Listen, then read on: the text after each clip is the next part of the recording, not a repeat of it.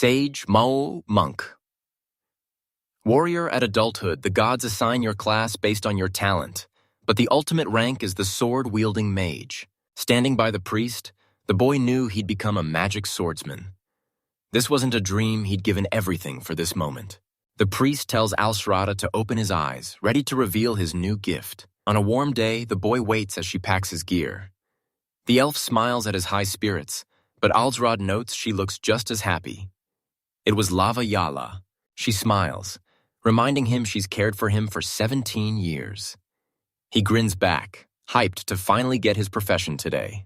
He vows to be the magic swordsman who ends the ancient war, while La Vila warns him to stay safe. She wants him to become a sage too, so they can partner up at the research center. Ulcerid doesn't care about peace or war with his power. Nothing else matters. He's always craved power, dreaming of becoming a magic swordsman to protect everyone while his mother beamed with pride.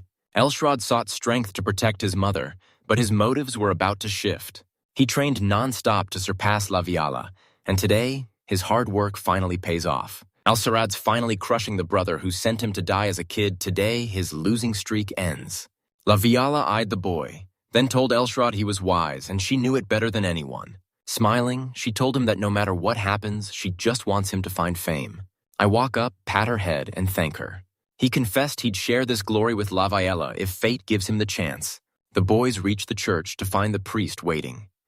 He smiles, spotting the Viscount's brother Alsrod, and beckons them forward. They step up together. I knelt as Grandpa started the initiation, ordering the boy to keep his eyes shut until told. He says God now grants everyone their perfect profession. He begged fate that this was finally his dream job. Rid prayed for a swordsman wizard. Suddenly, the old man froze, unable to believe his eyes. He hesitates, confused. The guys freeze, seeing even the priest is baffled. Alstrad tensed up, wondering if he'd just stumbled into a legendary class like a great sage. The priest confirmed the truth, but the boy sensed the man's own doubt. He steeled his nerves. His future was finally unfolding. The priest tells the boy to open his eyes. He reveals Al-Sarava's job being Oda Nobunaga. He restates his job, apologizes, and turns to the priest with a question. He asks about the job. Grandpa has no answer, silently watching the confused kid. Alsrod grabs the priest, screaming it's a mistake and demanding a reread.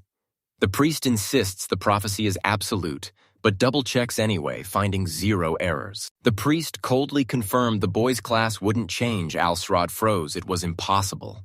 Alstrad couldn't pronounce the job title or even identify the language, but as he questioned its origin, he realized this was no mistake. Now he's forced to become Oda Nobunaga, bearing the heavy burden alone.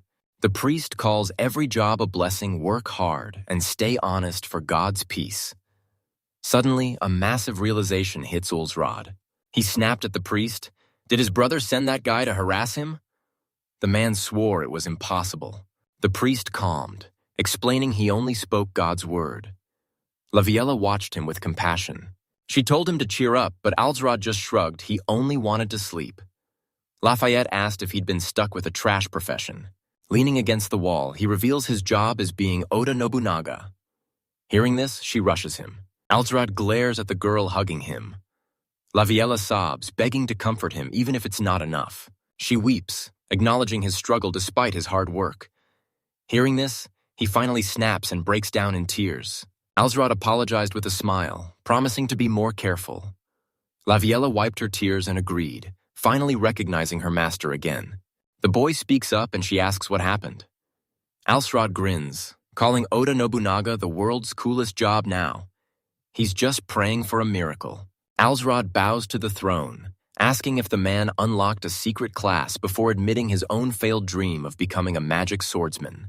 Smiling, he calls his warrior class ordinary, joking they're lucky he isn't Oda no Banga. Everyone bursts out laughing. Elsrond remembered his brother's first battle after gaining his class was a crushing defeat. Vi snaps back, arguing that talk is cheap and a lord's worth isn't a just military might, leaving the men to sigh in defeat.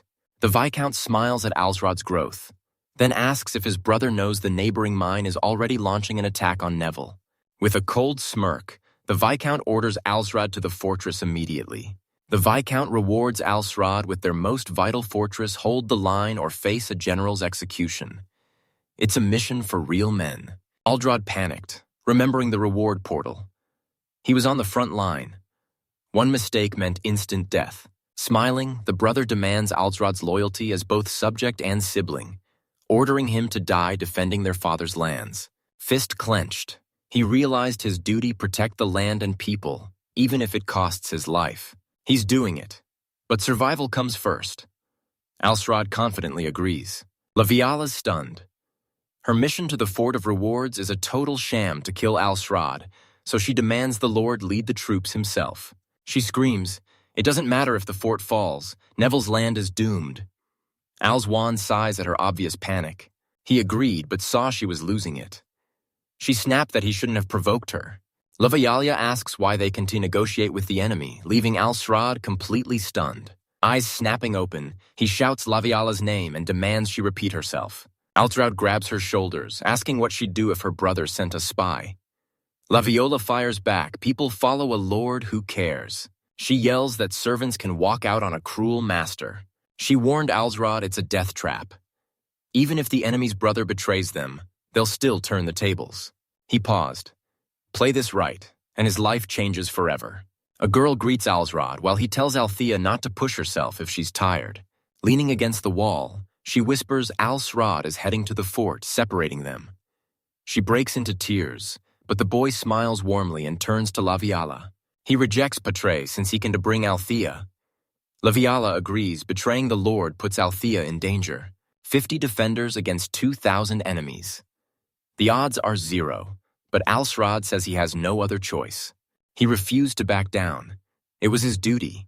Brimming with confidence, his mind was set. Loviola sighed and agreed. Althea asked her to watch her brother. Loviola promised she'd handle it, so Althea told them to wait.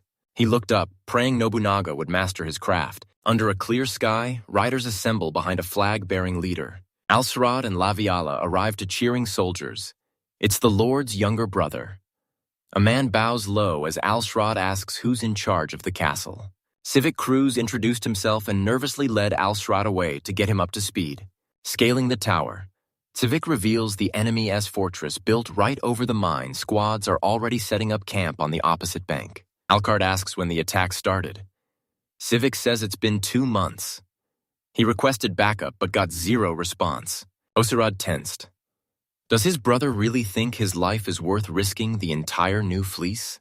The enemy built these cliff crossings to scale the fort. They're prepping a massive synchronized assault, and they don't care when it hits. They peer over the cliff's edge as Civic warns the timing is still a mystery. The fortress is tough, but if the gates fall while the soldiers are exhausted, it's game over. Alsrod realized things were far worse than he imagined. Whether the fort stands or he dies mysteriously, his brother wins either way. Fists clenched, he swore to survive and get his revenge. A soldier dozes off at his post until a whistling arrow from the darkness strikes him straight in the neck. The second man glanced at the corpse, calling it a mistake. Neville was doomed anyway. He reached for the tree blocking the path. Soldiers ready their clubs to bash the door. The guard shrugs, starting a day early is no big deal. A sudden roar jolts Alsrod awake. Soldiers swarm the main gate, forming a human wall where the guards should be. Panic hits, the artillerymen are here. The gates burst open and enemies swarm the fortress, butchering everyone in sight. Alsrod rushes out, crashing straight into Laviala. He grabs the Elfa's hand, ordering her to stay close as they bolt forward. Suddenly, Laviala spots something horrific and screams his name. They look up in horror at the slaughtered mountain guards. Alsrod warns of 500 attackers just as an enemy lunges at him with a sword. Laviala instantly crushed the enemy, but the night raid stunned everyone, even the merchants. Facing a massive army, Laviala shouted that their endurance was impossible. A soldier struggles to reach Alsrod, who quickly alerts the commander, gasping for air. The old man admits the bitter truth, it's all over. He predicted their deaths. Alsrod gripped his sword, cursing the struggle of being a minor lord's second son as tension peaked. He snaps toward Laviala and orders her to run, catching the elf girl completely off guard. Aleve smiles, assuring her she'll be fine alone. They don't take prisoners, and Laviala is way too sweet for this danger. She shuts him down. No time for talk with a battle ahead. Her only duty is serving her master. Back to back, Alstrad asks how they all survive. She says they must make the enemy flee, but the young man just sighs. This is too much. An inner voice scoffs. Alstrad's got this. His craft unlocks the supreme ruler's power. He looked up, hearing his inner voice. He nodded, wondering what if he can handle this. He vows to protect the elf if she looks after him. Surprised, she smiles and accepts, expecting the same from her master. Ella's staff shoots forward, slamming right into the enemy crowd. A voice sneers as the kid dives solo into the mob, demanding a show. Suddenly, the supreme ruler's authority awakens, doubling his physical stats instantly. He hits the bottom, and the voice returns. No choice now, he has to trust it and rely on Oda, no Bonaga's skill. Soldiers scream for his head and charge, but Alzar vanishes instantly, leaving them stunned. He leaps high, vanishing from sight and effortlessly dropping an enemy before they can even react. Soldiers scream for their dead commander, but Alzrod crushes every attacker. Stunned onlookers bark at the rest to stop hesitating and kill him now. Smirking, he's ready to crush them all. They're too slow to even land a hit. The voice returns. Only a true ruler can stop. Another Mitsuhide rides the power surge. The inner voice sounded vital, like a hero from another world. He gripped his sword now. Survival was the only goal. He blitzes the guards, leaving La Villa in awe of his insane skills. Even Alstrad is shocked by his own power as they charge back into the fray, certain of victory. Allah's staff clears the field as he yells for everyone to hold on. The siege is almost broken. Suddenly, he spins around and screams La Viola's name. He smiles, promising to return from his scout mission and telling her to stay put. Stunned, the elf girl agrees. Alzrod grabs Civic, relaying orders to block the enemy with builders. Civic agrees. But as Alzrod rushes out, a massive axe wielder cuts him off. The enemy swings an axe, but Allah dodges and instantly cuts him down with his sword. He tumbled down the stairs, wiping out his team as they screamed. Shocked enemies watched El's stick drop the giant while the boy caught his breath. He steps forward and issues a warning: cross these gates and Alstrad will crush you. Anyone invading this fortress is dead. Al-Sarada's iron will fire up the troops. They roared to join him, every single soldier backing his lead. Enemies swarm to seize the fort, but our team shreds them the second they climb.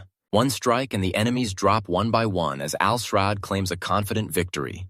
The soldier snaps, demanding answers about his weird style. A stunned Alzrod hints there's a secret behind it. Alzrod holds the line while the gate is restored. An enemy rages, but he just smiles. It's time to unleash his true power. He blitzes the soldiers, screaming for them to move. Despite his fear, he wipes them out in seconds until a spearman lunges at Alzrod. The kid leaps up, one-shotting the attacker terrified. The enemies scream for a retreat. Standing over a mountain of corpses, Alzrod declares victory until a voice screams that it's not over. He snaps his head toward the sound. Surrounded and bleeding, La Viola refuses to retreat until she finds Lord Alstrad. He curses, remembering his order to stay in the fort, but La Viola refuses to let Alzri die alone. He rushed to her, sighing. She thought he'd die for them, and he accepted it. This massive child had been with him since birth. It was only natural she'd stay by his side until the end. He draws his blade and charges. If he survives, she lives. The inner voice agreed. It was sick of Alzrod's constant dying, no more stalling. He granted the boy pride of the Supreme Lord, and the power awakened instantly. One swing drops a soldier. The rest watch in terror as this monster slaughters every last one. Alan drops his rod and rushes to La Viola on the floor. He asks if she's okay, but she only whispers his name. She suddenly apologizes, shocking Alstrad tearing up. She admits she's just scared to leave him alone. Ella blushes as he hugs her tight, promising a scolding later, but first, he's just relieved she's safe. La Viola weeps, thanking God Alstrad survived, but he insists he's the lucky one since she was the one in real danger. She sobbed, convinced he was gone for good after leaving alone, paralyzed by a fear she kept repeating. He pats her head and smiles, asking for a heal since work wiped him out. He remembers his job and that mysterious voice. It spoke right as he defended his property. Now he finally understands. He pulls a confused La Viola into a crushing hug, making her turn beet red and whimper to Alzrod that it hurts. The boy confesses he can to lose her. Stunned, the elf hugs him tight, sobbing and promising she'll never leave. Alstrad bursts into tears, vowing to bring Laviole back no matter what. Someone by the river screamed it was incredible. The enemy commander roars in fury despite their massive numbers. The target escaped. A soldier admits their entire army is just one young officer. The commander figured these were yesterday's reinforcements, but he didn't recognize any Neville warrior this brave. Details were thin, but one thing was certain: only the elf and Alstrad Nafel arrived as reinforcements. The boys hype their flag defense as La Villa declares a total victory for Alstrad. They enter the fortress to a roaring army chanting Alsrad's name. Their hero is finally back. The boy cheers as the Manarians retreat. Their bodies piling up at the fortress, El Aviola watches in awe while the soldiers roar victory is within reach. Commander Civic roars the boy's name, making LS staff tremble with joy. Sid kneels, vowing to report the battle to Neville Castle's Viscount. Every warrior in the fortress saw the truth. Alcerad smiles, admitting he couldn't have won alone. He credits the team for the victory and thanks the commander. Civic bows, declaring himself the new commander and demanding Alstrad use his name. A blushing Alstrad agrees, finally calling him Civic for the first time. The team huddles to strategize. Defense held, but nothing's changed. The new plan: stop playing safe and seize the enemy's territory. The enemies built a fortress across the river. Drive them back now, or Neville's finished. Civic points to the map, warning that the enemy is now on guard. A new offensive is coming. They must strike immediately. La Viala suggests a night raid, using the river's roar to mask their footsteps. Civic warns they lack the numbers to storm the fort. The base is small, but the surrounding camps are the real threat. Silence falls. La Viala snaps she's got nothing. Alstad agrees, charging a massive army with a small squad is their only play. A voice inside tells him to stop worrying. He already has the strength and wisdom of a true ruler. Stunned, Ella's staff instantly envisioned a magnificent kingdom. Alcerad agreed, calling it a genius plan to build a massive obstacle right under the enemy's nose. He shouts they need a surprise move to flip the war, and Civic's all in. Alsharad grins, remembering when he waited for someone to call his goals impossible, but reality turned out much differently. Alcrod's about to ask for the traitor, but Civic's already ahead of him. He pieced it together mid-fight after a wounded soldier spilled the truth. Alshrad's worries vanished. Smiling, he declared it all happens in 2 days on the night of the new moon. 2 days later, Neville's army gathers by the river, ready to strike. Hiding with Alsrad, Laviella asks for an update.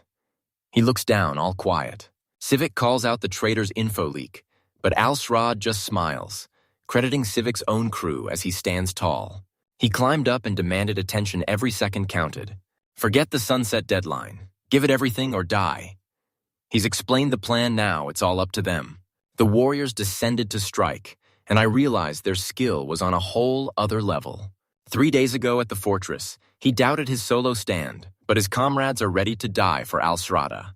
The boy links this to Oda Nobunaga's schemes. If he's the MC, his legendary charisma lives on in Alcharo II. The army assembled at dawn. Alsrad thanked them. They'd made it just in time.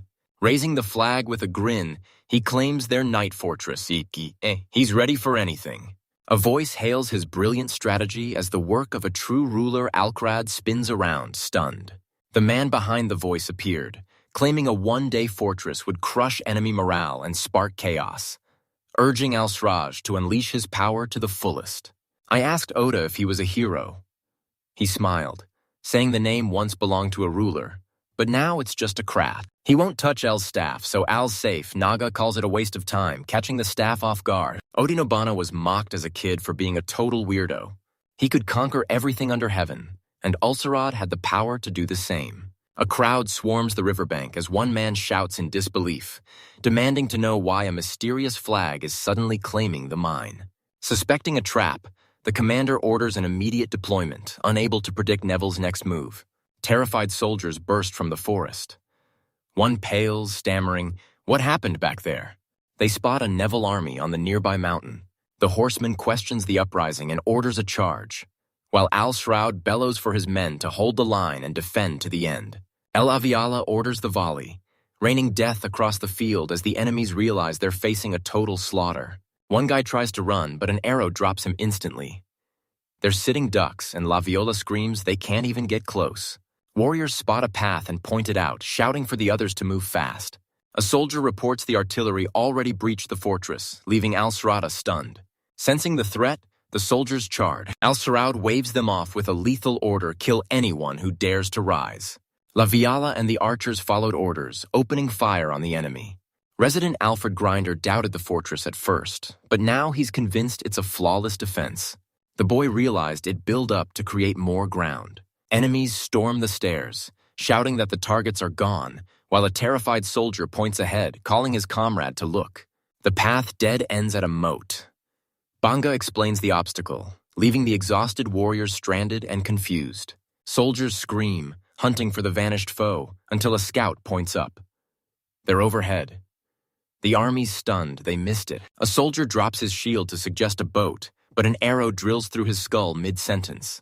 La Viola smirks at the trapped enemies, refusing to lose to such naive fools, while Al-Srad admits his plan worked even better than expected. Over 100 men down, the soldiers refused to push. The commander cursed and ordered a retreat. Civic asks to chase, but Red One shuts him down. They're outnumbered, and the enemy holds the home field advantage. Post-battle, Alzraz praises the team. Their bravery saved the plan, and he gives them his sincere thanks. The crowd roars for Al-Srada, and Novella Civique and La Viola back them up, and the boy just smiles, satisfied. He signals victory. Hearing of Neville's win, Geisel's brother floods the fortress with troops. The power struggle stabilizes the empire, and Al-Srad preps to head home on his brother. The army sees Al-Srad off, but Civic doubts he can save Neville. Al-Srad calls Civic the true hero instead, urging everyone to fight bravely. Nobunaga mocks Alzra's constant boasting and snaps at the spirit to shut up, leaving Civic in total shock. They set off. La Villa thought she knew Alzrad, but the war brought consequences she never imagined. Surprised things went better than expected, he turned to La Viola and asked what happened. She demands to know about his hidden power.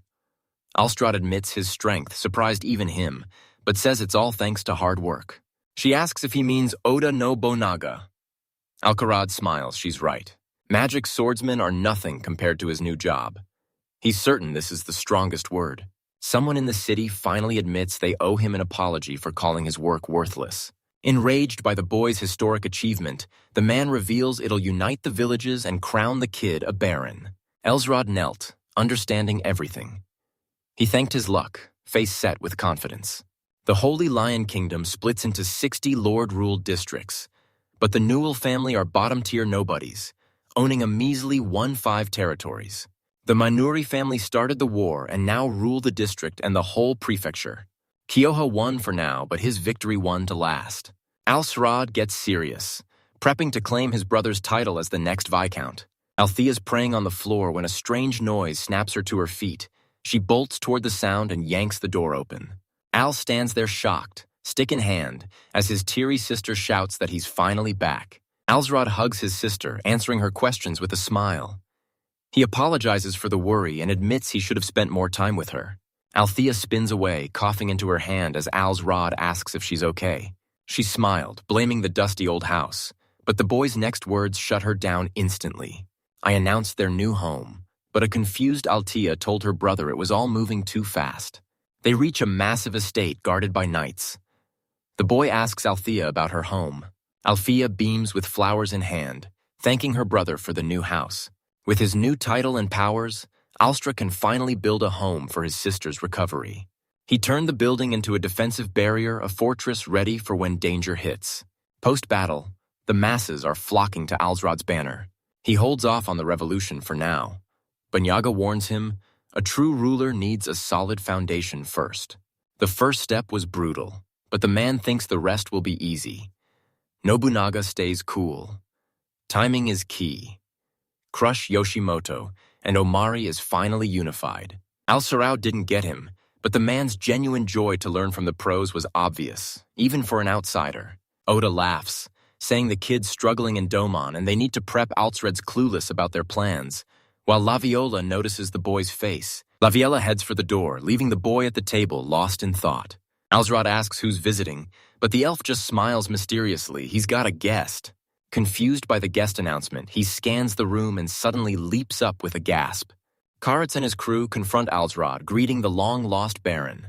Alsrod joyfully grabs Civic's hand, thrilled to see him, and asks what happened. Civic reveals he's been replaced. Someone new now runs the fort. The boy spots his old river battle allies, but a massive powerhouse among them steals his focus. Civic admits he'd jump at the chance to be this man's assistant. Ella happily agreed to help and tell her brother relieved. Civic swore to serve the boy until his bones turned to dust. Civic and Al S. Rancher cans. The man thanks him, counting on his support. Someone calls him a kid, telling him to focus on fixing the economy. Nobunaga knows no cash means no loyalty. Alzarad agrees and plots a fix, while La Viola asks Civic if the building is clear. Nobunaga's plan is simple: no taxes, no business. The man suggests a small-scale test run. Inside Seijo Castle, merchants are raking it in as one man asks another what he's up to. Asked to open a shop in Haruto, he knows taxes need real cash flow. Taxing just a few people won to make a dent. Smiling, he warns against it with sales this high and asks if his register is tax paid. The documents left him reeling. These insane taxes mean the entire city is about to change. 6 months later, the guys hit the city. Alstra's childhood market is buzzing, and he tells La Viale, it feels like a dream come true. Everything finally worked out. El Aviala reports Kiyohata defectors are flooding in, officer ranks are swelling, and military records are being updated non-stop. The girl grins about an elf's offer as a mountain of La Viola's work towers over Alsrod. He sighs. The documents are piling up faster than he can rewrite them. La Viola calls Alsrod, snapping him to attention and noting his strange new charm. She hyped him as a man of action, and everyone knows it. Alsrod knew she'd praise him, so he docked her 3 points. She calls him a cheat, but blushing, admits that's true. Charisma. La Viola remembered the boy's awakening, and I suspected Odinobunaga was the trigger. La Viola credits the boy's powers for the success, and she's just had a breakthrough. She tells him it's not about his rank, but the man he's always been. He hangs on every word. The elf gushes over Allah's incredible stick, making the boy burst out laughing before he quickly apologizes to the stunned girl. Alstrad awkwardly thanks La Viali. She smiles back, happy to help. The boy greets his brother, explaining he's hunting and stopped by to see Alsrod.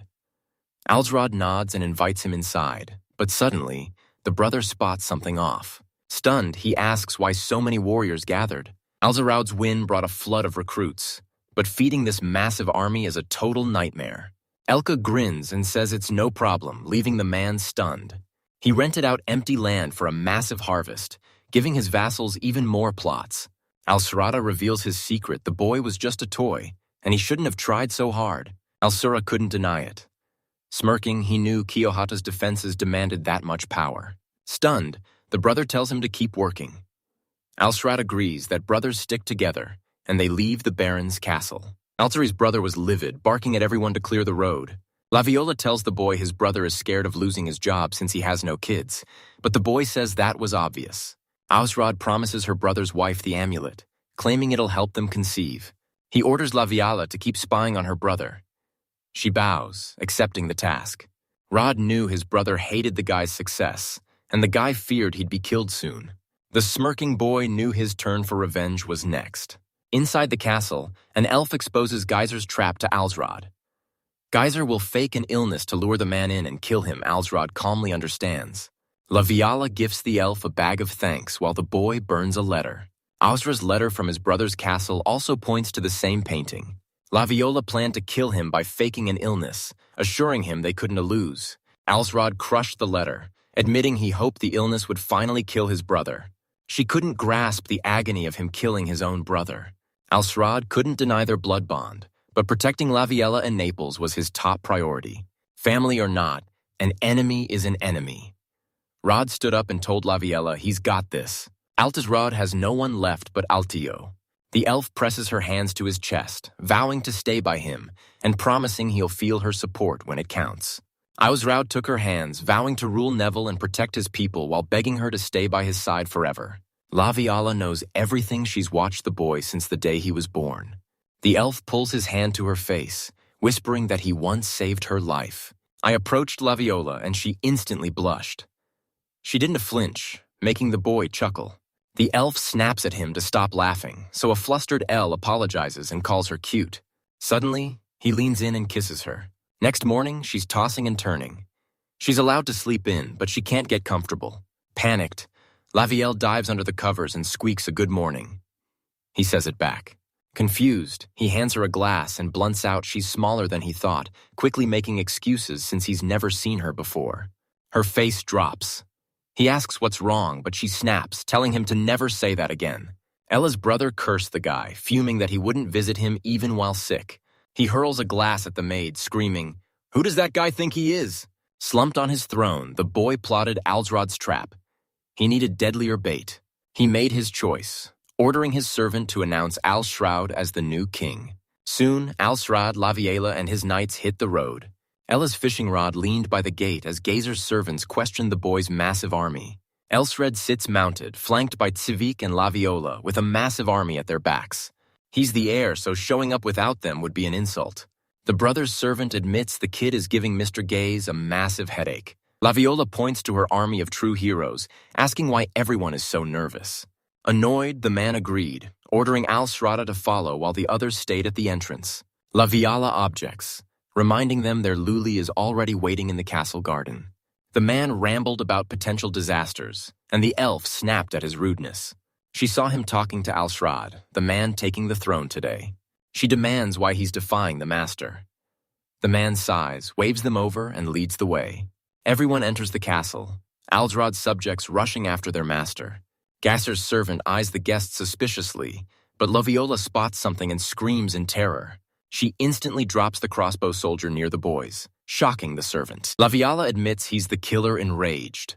Alsrad draws his blade and instantly cuts him down before he can even react. The boy demands how the killer got here, leveling his sword and shouting, "Aren't you going to kill me?" The next door bursts open, revealing waiting warriors. The command kill Alsrad. A warrior thrusts his spear at the kid, yelling for blood, but I snatch the blade and stop him cold. He hurls the weapon back, triggering the Lord's skill and doubling his strength and accuracy. His spear skewered two warriors at once as they shrieked in pain. Civic returns to Ulstrad, vowing to hunt his brother down. Ulstrad can't let him escape, so he agrees to the plan. He offers Laviela his hand, urging her to follow, but the elf just sighs, stunned by the sudden proposal. Alsarad's power spikes whenever he protects Laviela. A warrior lunges for the girl, but Alsrad instantly steps in to shield her. He strikes the warrior, triggering Lord's pride, protecting others doubles his power, blasting the screaming warrior back. Nobunaga roars that this is a true clash of lords, demanding his opponent fight with everything they've got. Geyser soldiers froze in horror at the stranger, paralyzed with their weapons gripped tight.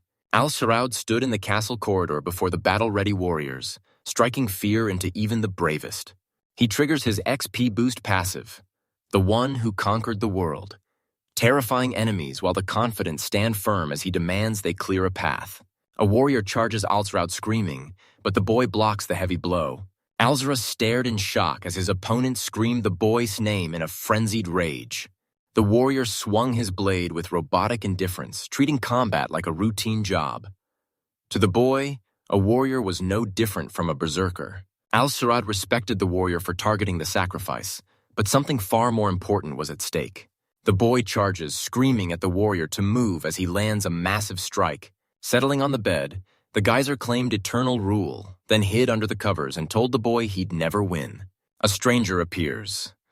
Alsrad orders his brother to shut up. It's too late. Terrified, Gazir screams. Alsrad didn't blink. Geyser was trapped by guards in every corridor.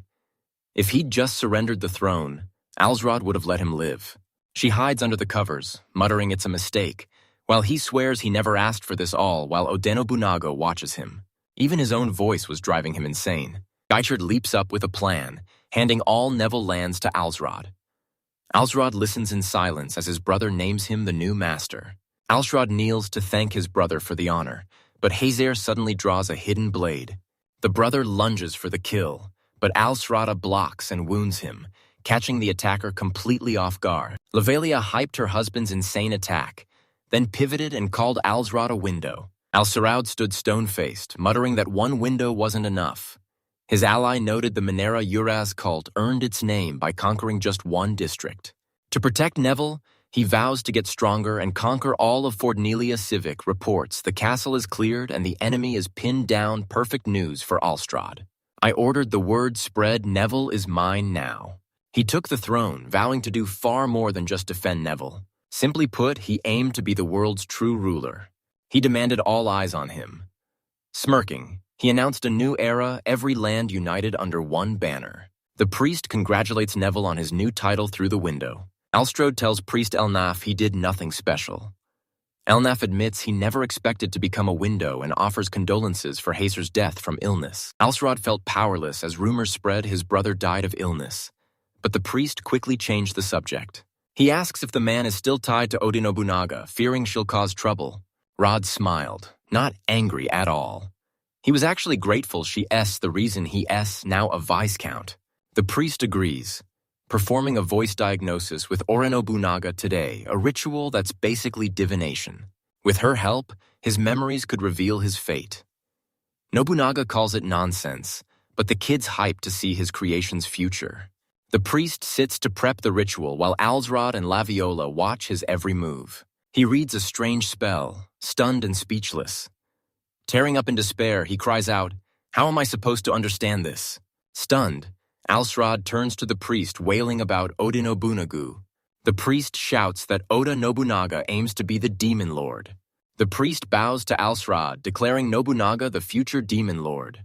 The man behind him covered his mouth. Alsrod froze, stunned by the sight. Nobunaga grinned at the priest's sharp insight, declaring the world would soon call him the Demon Lord. Alsrod laughs at Oda's words, hiding his blushing face. The shocked priest panics, apologizing and asking if he's sick. Alsrod waved it off as for the best, but the priest questioned if he was serious. Laviala grins, asking if the Demon Lord is still a lord, while the elf says this task is perfect for Alsrod, the aspiring king. Alsrod vowed to the girl he'd be a just, generous ruler and never give in to evil. Stunned, the priest mumbled that the royal bloodline hasn't vanished yet, but warned them to drop the subject. Ella's staff smiled, telling the priest not to worry, he'd defend the crown to his last breath. He whips around and shouts her name. Ellie's staff confirms Laviola has no profession yet, and she stunnedly agrees. Smiling, the boy points at the priest and tells Ella Viale to follow him to the castle chapel, promising it's safe. Laviola understood and offered to help him find work. She flashed a grin, waved, and took off. Alsarad worked, wishing the girl had a normal job. Safe from the lords, he ignored Lavialo's ceremony to plot their next land expansion. I thought they'd need a slow plan to pick off enemies, but this non-aggression pact lets them focus entirely on the Morale Viscounty. Someone yells Alsroda's name, snapping him out of his work. Laviala grinned, stopped before the boy, and announced she's an archer. The news hits Alsroda like lightning. He sighs with a shocked grin, wiping his brow as he admits things are way simpler than expected. He's relieved but skeptical, until Laviola nudges him, hyped that her endurance spiked and arrows hit 30 harder. She's ready to test it now and drags Alzara along. He smiles and agrees. Left alone, Alzrab's companion mutters for the guys to watch their own backs. Walking down the hall, Lavila's so hyped she forgets to knock. Startled, she apologizes, admitting the news has her absolutely thrilled. They hit the shooting range, already packed with warriors. Loviella draws her bow, Ayla's rod watching closely as she takes a deep breath. The elf's mind cleared as power surged. Laviala was more confident than ever. Eyes snap open, power peaking. She lets the arrow fly. El Aviel's arrow blasts forward with insane speed. Shroud and the crowd watch in shock as it drills the bullseye. Her arrow shatters the target and buries into the stone. The crowd knows one hit means instant death. I tell her it was incredible, adding that Laviola could be the world's greatest archer. He promises she'll fight without limits. Laviola agrees beside Alsrad. She'll crush Almas's enemies. He tells her those powers make leading the elves a breeze. Alsrad tells Laviala to keep training. The team needs her soon. She's left wondering what he means. He tells Lavial that Neville is launching the Uvis Council's largest territorial operation in history. Alsrad rallies his army in Hughes County and marches east toward Marlaz. A horn blasts. Horsemen charge. and the leader orders his men to crush the wolves as La Viala draws her bow. A massive hole rips through the leader's chest, leaving his squad paralyzed with shock. The man drops and the soldiers erupt. No one saw the hit. Panic sets in as they scream for their lives. Warriors scatter in panic as a rider screams for them to hold their ground. Suddenly, a pack of warriors closes in on him. The captain instantly speared him, shocking the entire squad. Battle erupts on the plains, leaving one army completely surrounded.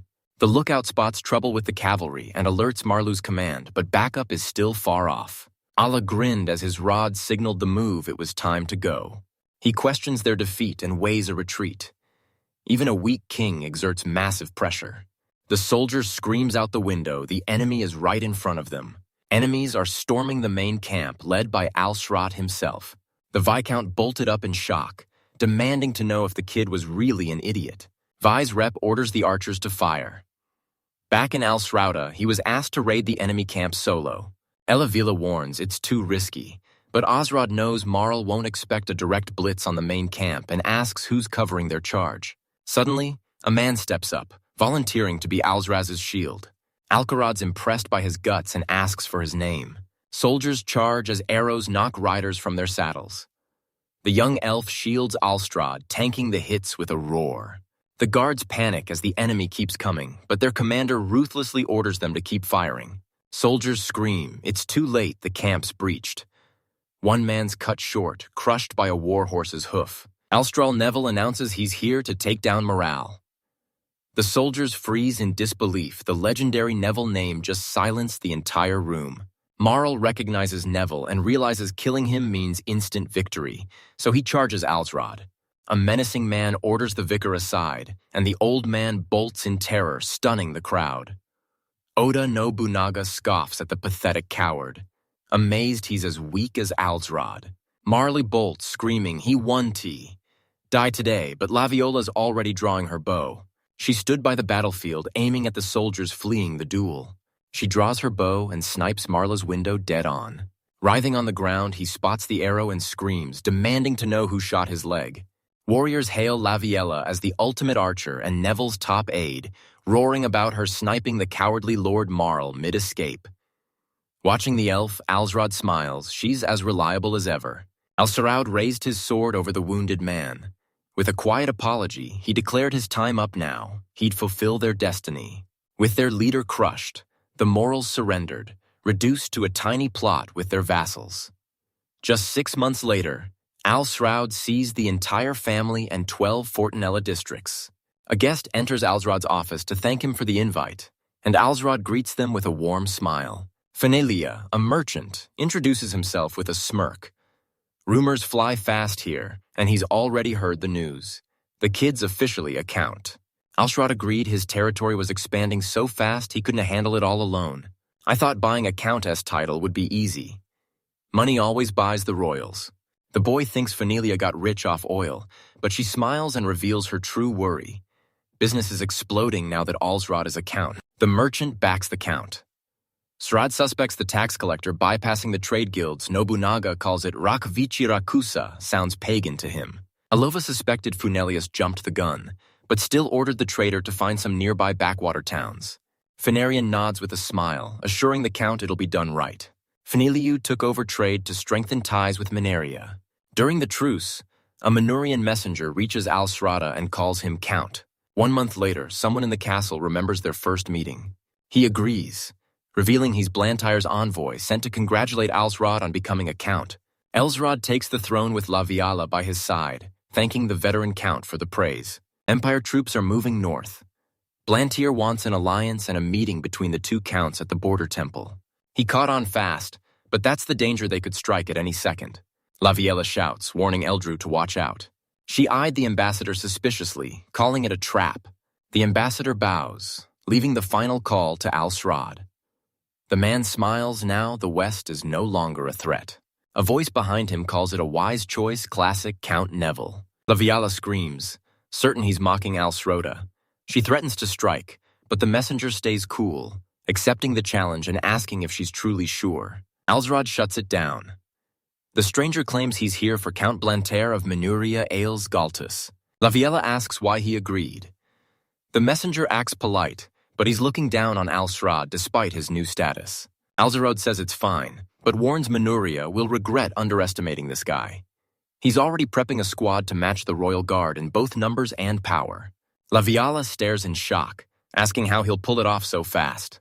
I smiled proudly at the elf. I've got my own ways. The Count makes no excuses. His new title unlocked Lord-S command, making his subordinates 50 more focused and reliable. Al-Shroud builds an elite force, knowing the chosen status will fuel their pride and drive. A small army proves its leader's skill. Alzred reminds Mineria the fortress win wasn't a luck, and the Empire hopes the Alliance can keep this Ascend Force beast on a leash. Elsrod wasn't fooled. He knew the guy wanted him to sacrifice his mines and quarries for expansion. Al-Sarad asks if they're gathered. Civic nods. The warriors are ready. The young count stepped out to a wall of waiting soldiers. Civic unrolls the scroll, ordering everyone named to Alzra D. Now. First up, the Mercolia district. As Orc Sprite. Civic dubs them Red Bear and White Eagle special unit commanders, reporting straight to Count Neville. Alstra rose from a minor second son to a major power, but his army was still weak. He ordered them to start acting like elites immediately. The Count hyped his flawless army, vowing to terrify their enemies and show them true power. Soldiers scream as Banaga pits his elites against the black and red horror, finally realizing why Al-Shrada's name carries such weight. Oda Nobunaga realized different worlds share the same thoughts and fates, making the creation of Oda Nobunazi inevitable. Elsira's baffled. How did he become the one who works? It's a mystery. Maybe God's plan is just beyond us. Lodi Nobunaga warns him not to rely on God, telling Al-Shrad to stay focused or fail, while Al-Shrad just marvels at the guy's endless yapping. Meeting day arrives and a massive crowd gathers, but the stage is empty. Is Al-Shrad late, or is he just stalling? La Viela asks if Alstra wants them to be extraordinary. He confirms, but reveals his own goal is completely different. Al-Shrad tells her to watch his army, proving his primitive act is all for show. 1 hour later, Al-Shrad and his squad reach the meeting spot. I'll keep the user spelling. Bunaga surveyed the scene, declaring it perfect. The results would be legendary. Wait, Ode. No Bunaga. Mamushi met Du as a soldier before revealing his true rank. Oda Nobunaga warns that showing strength early is a mistake, leaving Al-Shrad clueless about who Mamushi actually is. Al-Shrada's army just swarmed Manaria. Neville's knights approach the soldiers, stunned by the unit's perfect discipline and cohesion. The young council reaches the castle and they're already expected. Altraud praises his warriors and summons a local who answers instantly. White Eagles are delayed. He orders the culprits to step forward. He knows it's all an act, but the soldier screams, taking the blame. The district watched as the soldier raised his hand, leaving the troops in awe. The district leader decks the late soldier with a brutal punch to the face. The district warns no more mercy. Show up late and lose your head. The soldier shouts his compliance. The district bowed in apology. Alsrad accepted, letting the boy return home to a warm welcome. Alsrad noticed the soldiers didn't fear their commanders despite strict punishments for lateness. He watched them closely, certain this iron discipline proved the army was under total control. Al and his inner circle headed to the building where the servants waited. Flanked by 2 guards, a man waits in the hall and tells Count Neville he's been expecting him. Before him stood Count Isles Galtus of Blantyre. I'll flash a smile and apologize to the Blantyre camp for being late. Nobunaga sits across from the Count, revealing his true vision for Aelus Galtus. Nobunaga sensed a deadly aura matching Mamushi's, then joked he was still the more handsome one. Galtus seats the guests and takes his place, visibly guilty. Hare says he's late, so they'll hang back and watch his squad look solid. Alza felt awkward. Everything was rushed, and he wasn't ready for this meeting. Galtus finds the training delay suspicious. The Nagarod defeat was no accident. Alsrad is a tactical genius, and Galtus would rather avoid him in open battle. Alsrad claims winning is pure luck without it. He'd be dead, and he's not looking to fight Manaria. Ailes claims he'd easily crush the guy if he were just mediocre. Graf adds that if Alsrad acted like that, he'd be dead long ago. Civic and Leviola are stunned while Alsrad just smirks, claiming it's possible even if he has to hire a killer. Alas warns the boy to watch his mouth. He usually fights fair, but now he's teaming up. The man asks if Neville's married. Neville says no, the war's still raging and peace is a long way off. Count Galtus asks, "What if you married my daughter?" Alla smirked, certain they'd come asking if the plan worked. If he and Laviola were ordinary, he wouldn't have to hurt her. The girl turns to Alsrod, asking him to accept the proposal. The elves demand he marry to unite their families. Stunned, I stare at the girl and call her name. Alsrod turned to Blantyre, asking him to let the man explain the details. The young count can't afford to miss his chance to become a father. Alsarad claims taking a concubine would prevent civil war and help him defend his lands more effectively. Alsrod accepts if Halthus is on board. The count agrees, then shocks him by calling for her opinion right now. A girl strolls in, her dark hair and piercing gaze instantly commanding the room. She bows politely, introducing herself as Serafina Halthus, daughter of Aeltes Halthus. Alsrod stunned the girl thinks he's her fiancé. Alsrod bows, calling it a massive honor to meet the daughter of Aels Galtus. Serafina tells a stunned Alsrod she's happy, confessing her dream is to marry a hero. Grinning wide, she says life just got way more interesting. Alsrod's flustered by her sweetness. Serafina doesn't care if he doubts her. Ever since his border fortress victory, she knew they were destined to marry. Serafina dreams of the world beyond Manuria, hoping the boy can make it a reality. Of course, he even admitted it. Any man would do the same as her husband. Serafina confirms the truth run now, or die by her hand. Laviala snaps hearing this, forcing Civic to try and calm her down. Alsred warns Serafina she'll regret it, asking how many heroes she thinks exist. The Count's daughter just laughs, finding him interesting. Serafina reveals she's a saint who boosts luck by 30, asking if he realizes her power is about to rub off on him. She's shared her job, now she wants Al's. What does he do, and how do those fishing rods actually work? Nobunaga tells of a boy who saw a girl and called her a butterfly. Telling her he worked for Nobunaga was useless. She'd probably think it was a dish and be completely clueless. The cat smiles, telling the girl he knows her every secret, while Oda Nobunaga eyes the boy. I called his act true heroism. Smiling, the man asked what the boy actually did. Serafina tells her father she's heading to Nuel with her boyfriend, thanking Aels Galtus for raising her. Aels tells Neville that Serafina is brilliant despite her act, and he chose her for her own merit rather than her parents' greed. Ulcerad smiled, promising the man he'd do everything to make the girl happy. The Count found her a worthy match and wished them a happy future. Alsa and Mineria's meeting ended peacefully.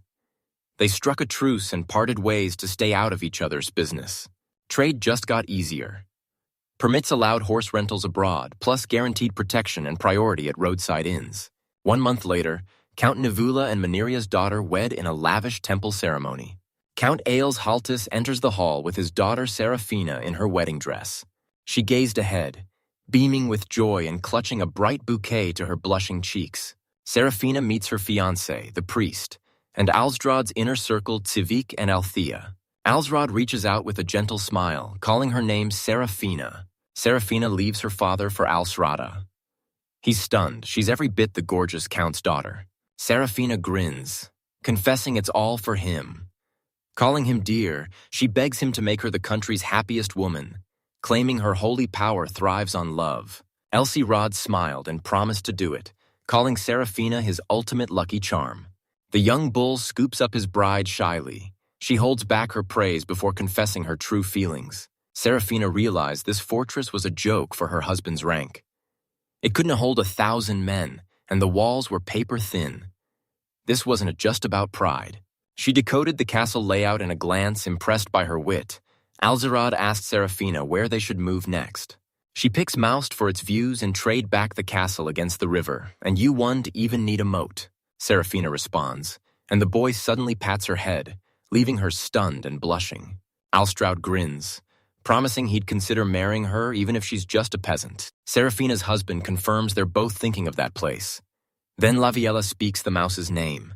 Finalia explains this trade hub is where Count Neville crushed the Canarsi army and was ordered to scout it. Nelia is landlocked, so the merchant points to Musta's river for the fastest route to the sea. Lavilla finally gets it. Rod 1T expand until he S for Nelia as ultimate villain. First, he'll crush the local rebels. Serafina agrees. Only war proves a hero as true strength. Alzroda is summoned, But the clerk warns him there's still a mountain of paperwork left. The young bull tells the workers he's taking charge. When a man asks about the girl behind him, Olsrod orders her taken to the castle. The boy's eyes snap to Laviola standing nearby. The elf agreed to the castle tour, vowing to respect their social standing. Laviola's sucking up felt wrong, but he still sensed a massive threat lurking. Serafina smiles, identifying the half-elf as her husband's mistress. The girl is stunned, but Serafina confirms she knew all along, even praising her archery skills, and Sarah knew Laviola earned her reputation she was just as brave as her husband. The girl mentions the elf's archery skills against a horde, and Lavia bows, honored by the Countess's praise. Alceron realizes Serafino is the real aggressor, not Lavilla. The Countess confirms that everything happened exactly as it looked. Serafina proudly brags she's double the elf's size, leaving Laviella shocked and Alsrod completely speechless. Laviola tells the Countess her chest is blocking her bow shots. Serafina demands her husband hear the truth. Laviella shrieks in terror as Ella's staff barks at her to stop questioning and never look his way again. The Count plays it safe in public, but she grins and claims him as her husband, making the staff chuckle. They smile at Laviola, who blushes and vows to remember Fenilia tells her to hold on, while Serafina beams at the boy. Alshrad didn't realize one talk could bridge the divide. The vassals still hated Serafina as the daughter of their enemy, Manaria, the nation that slaughtered their families. Distrust. The young cow knew her jokes could lift any mood. Alsarad realized his wife was more gifted than he thought. Through Lavella's eyes, she was no victim. Feeling uneasy, the elf addressed the Countess. Serafina tells the girl to relax and just call her by name. The Countess smiles, acknowledging Laviola's long service to her husband and promising to look after her. Laviola awkwardly took Serafina's hand and told her she understood. Alsarad watched warily, careful not to pick the wrong side. Oda Nobunaga agreed Mamushi's daughter is still family. Suddenly, Alsrad's sister Altia steps in, offering to lead the tour. Alsrad agrees, and Altia smiles. She just wants to talk to Serafina. The Countess greets Alfia warmly, then asks for a fertility temple. Alfia is stunned. What about the child? She laughed, confirming the truth, and the elf joined the crew. Alla's staff stayed silent, blending right in. His next target, the Holy Church, owners of Fort Nelia's biggest temple. The Holy Church Knights command two massive armies. Crush both, and Fort Anilio's unification is inevitable. Elsrod summoned the Holy Knights as the new count, but their instant recognition shocked him. He expected them to resist a stranger to protect their own power. Later at Holy Knight HQ, word arrives from Count Neville. He demands the commanders visit his castle to pay respects. The Holy Knight commander shrugs it off, calling the guy insane for thinking the church would ever bow to him. A messenger hits Alsrod with news the Count already suspected their enemies are ignoring them. He vows to force the knights into submission, and his subjects cheer in total agreement. Nivel and 1,500 holy knights wait on the plains, facing down a massive army of 7,000 enemies. Yelsrod claims their odds of losing are 1 in 10,000, the perfect chance to prove their worth. The Count summons Rayon and the orcs to prove Neville's elite strength. They're all in. The armies meet on the plain and instantly charge. Allah's warrior ordered the White Eagles to fire archers aimed, but the knights scoffed. A few arrows wouldn't stop them. The warrior screams and charges. The knight is stunned. He thought he was the only one brave enough to rush in. The knight swings his blade, claiming the kill. His partner sighs. Anyone defying their master has zero chance. The knight screams about arrogance, but the warrior instantly skewers him and his horse in one strike. Seeing their wounded commander, the knights froze in shock. The warrior ordered the Red Bears forward. A warrior horde swarms from behind, completely blindsiding the knights with a perfect flank. Warriors blitzed the stunned knights, who screamed in terror. One knight cursed them, calling them cowards for avoiding a fair fight. The warrior slams his massive blade into the knight, shouting, "How foolish!" Some knights screamed to retreat, while others demanded a direct charge into the enemy's main force. "Knights are coming," he shouts, ordering his group to follow. The knight stunned. He's always been a lone wolf. The archer cursed his miss in terror. These enemies are too fast. The knight scanned the area he'd actually escaped. Captain Rayon bursts in, shocking the archers as he instantly draws his bow. He draws and fires, instantly piercing the fleeing knight. This arrow pierces giant centipede armor. He apologized for the waste, but the archer just told him to grab it later. Meanwhile, the warriors cheered for their miraculous new captain. A scream rips through the village. An old man begs for mercy, but the knight sighs. It must burn, so the enemy gets nothing. The village is too close to the holy church. If it falls, the church is doomed. Asked for a plan, the knight reveals a dark irony. They swore to protect this place. The knight swings his blade, demanding why he'd defy the holy church. The man screams in terror as La Viola readies her shot. The girl snipes the knight's hand, and as he turns, a leaf crushes him with a powerful staff strike. They arrive just in time. The boy looked at the elder and asked if he was a local. Confused, the elder nods, identifying as the village chief. He thanks his savior and immediately asks who he is. Alsrod Neville introduces himself and asks the elder for permission to camp. At lunch, Alsrod rallies the crowd, thanking the squad for the smooth win and demanding that same fire for the battles ahead. The orcs grinned, vowing victory for Count Alsrod. The district vowed to keep fighting for the White Eagle's honor. Orcus snapped, admitting he was totally lost. The man screamed about the disrespect, but Serd just smiled and offered to listen. Pointing at the treasurer, he asks Alsrod why Funelia is there, catching him completely off guard. Grinning at the orc's interest, the boy laughs. Where there's war, merchants follow. He's here to deliver supplies and women. The orcs see he gets the job, but they still have more questions. A soldier bursts in with urgent news. They've finally tracked down the rest of the Holy Order Knights. Orcs sighed, vowing to crush the enemy right here. Where are they? He barked. Alsrod realized Orcs was showing zero mercy as the soldier knelt, hesitating. Soldiers find a stash in Fort Nelia's holy church, and the guys turn pale with terror. Ulcerod predicted their moves and stops the assault. La Viola's ready to burn them to ash, but warns that trashing the holy church will ruin their reputation. Furious Orcs call the defenders scum for holding the church hostage. Nobunaga smirks. At least they've got brains. He grinned, claiming the Supreme Lord would torch them like the He monks. Then asked Alshri his plan since the boy wasn't ready for the dark path yet. He stays clean for now. The leader asks for orders, and the Count confirms the White Eagle squad is ready to strike. Alpsrod halts the rush, demanding a surrender offer first so they don't look like church-hating aggressors. Meeting adjourned, everyone is dismissed. Finilia knows dying for faith is just talk soon. Their true colors will show. Time for real power. Alsraud asks if training is done, and Fnil. 3 boys warp behind him, battle ready.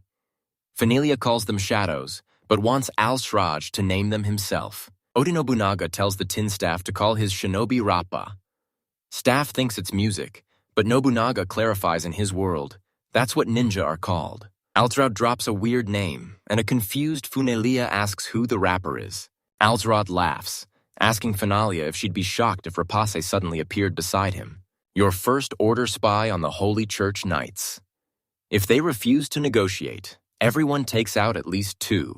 Days later, the men are hauled to the Holy Church, screaming, it's a trap. They fear being burned alive outside. Certain God protects those guarding his sanctuary. Tenny confronts the commander with a grim question. Did he really try to torch the village to keep it from the enemy? The commander says the church is more important than any village, and they should be honored to guard it. Neville's letter is just a trap to lure them out, something they should have seen. Soldiers seize the priest, who glares in shock at the commander's betrayal. The commander ignores his protests, ordering him to his room while Rappa watches silently. Fanelia spills Rappa's intel, and Alsrod realizes negotiations with Neville are dead. Arms crossed, he jokes it's time for business, promising to end this fast. Night at the church. A Rappa scout scans the area from the roof, then dives down and transforms into a wolf. A loud noise sends the priest sprinting outside for help, but Tenny shouts and points the way. In the corridor, they find the commander's bloody corpse. Shocked, the priest warns. It's too dangerous and drags the boy away. The sun rises, drenching the world in light. Funalia wiped out the commander and 7 nights. More blood stains the church, but it's still a forgivable sin. The priests seek Neville's protection, leaving the knights with no reason to fight the Count. Inside the cathedral, priests thank the heroes for saving the temple and praise the count for sparing the great holy church at the last second. Alsrod fulfills his duty to bring peace to Ford Nilea. The priest bows, declaring the whole region will soon be his. He's officially the true Count Ford Nilea. Alsrod thanks the man and promises to consider it, then carefully asks why he was invited. The priest orders his assistants to fetch a reward as thanks for the rescue. Alsrod, stunned as the orc recognizes the area, he draws a god-tier weapon, the ultimate gift for the new Count Ford Nilea. The boy laughs, shocking Orcus into calling his master. Osrod asks if the weapon is really his, and the priest smiles, confirming it's exactly as he heard. If those knights lived, the church was doomed. He knew Count Ferdinand taking control was safer than leaving it to helpless priests. I accepted the gift to him. This spear is far more than just a souvenir. He raised the spear with a grin. It wasn't a just steel. It was the path forward. As soldiers drill, Laviala confirms the plan with Alsrod, forming a 3-yard Red Bear squad where 1 yard equals a man's height.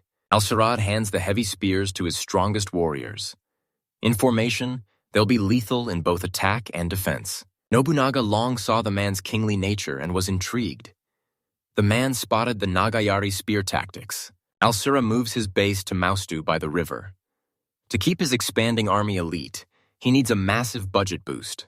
That's how Alsrod and Laviola arrived, with the girl pointing them straight toward Mustaport. They reach the estate, and the count apologizes for the delay.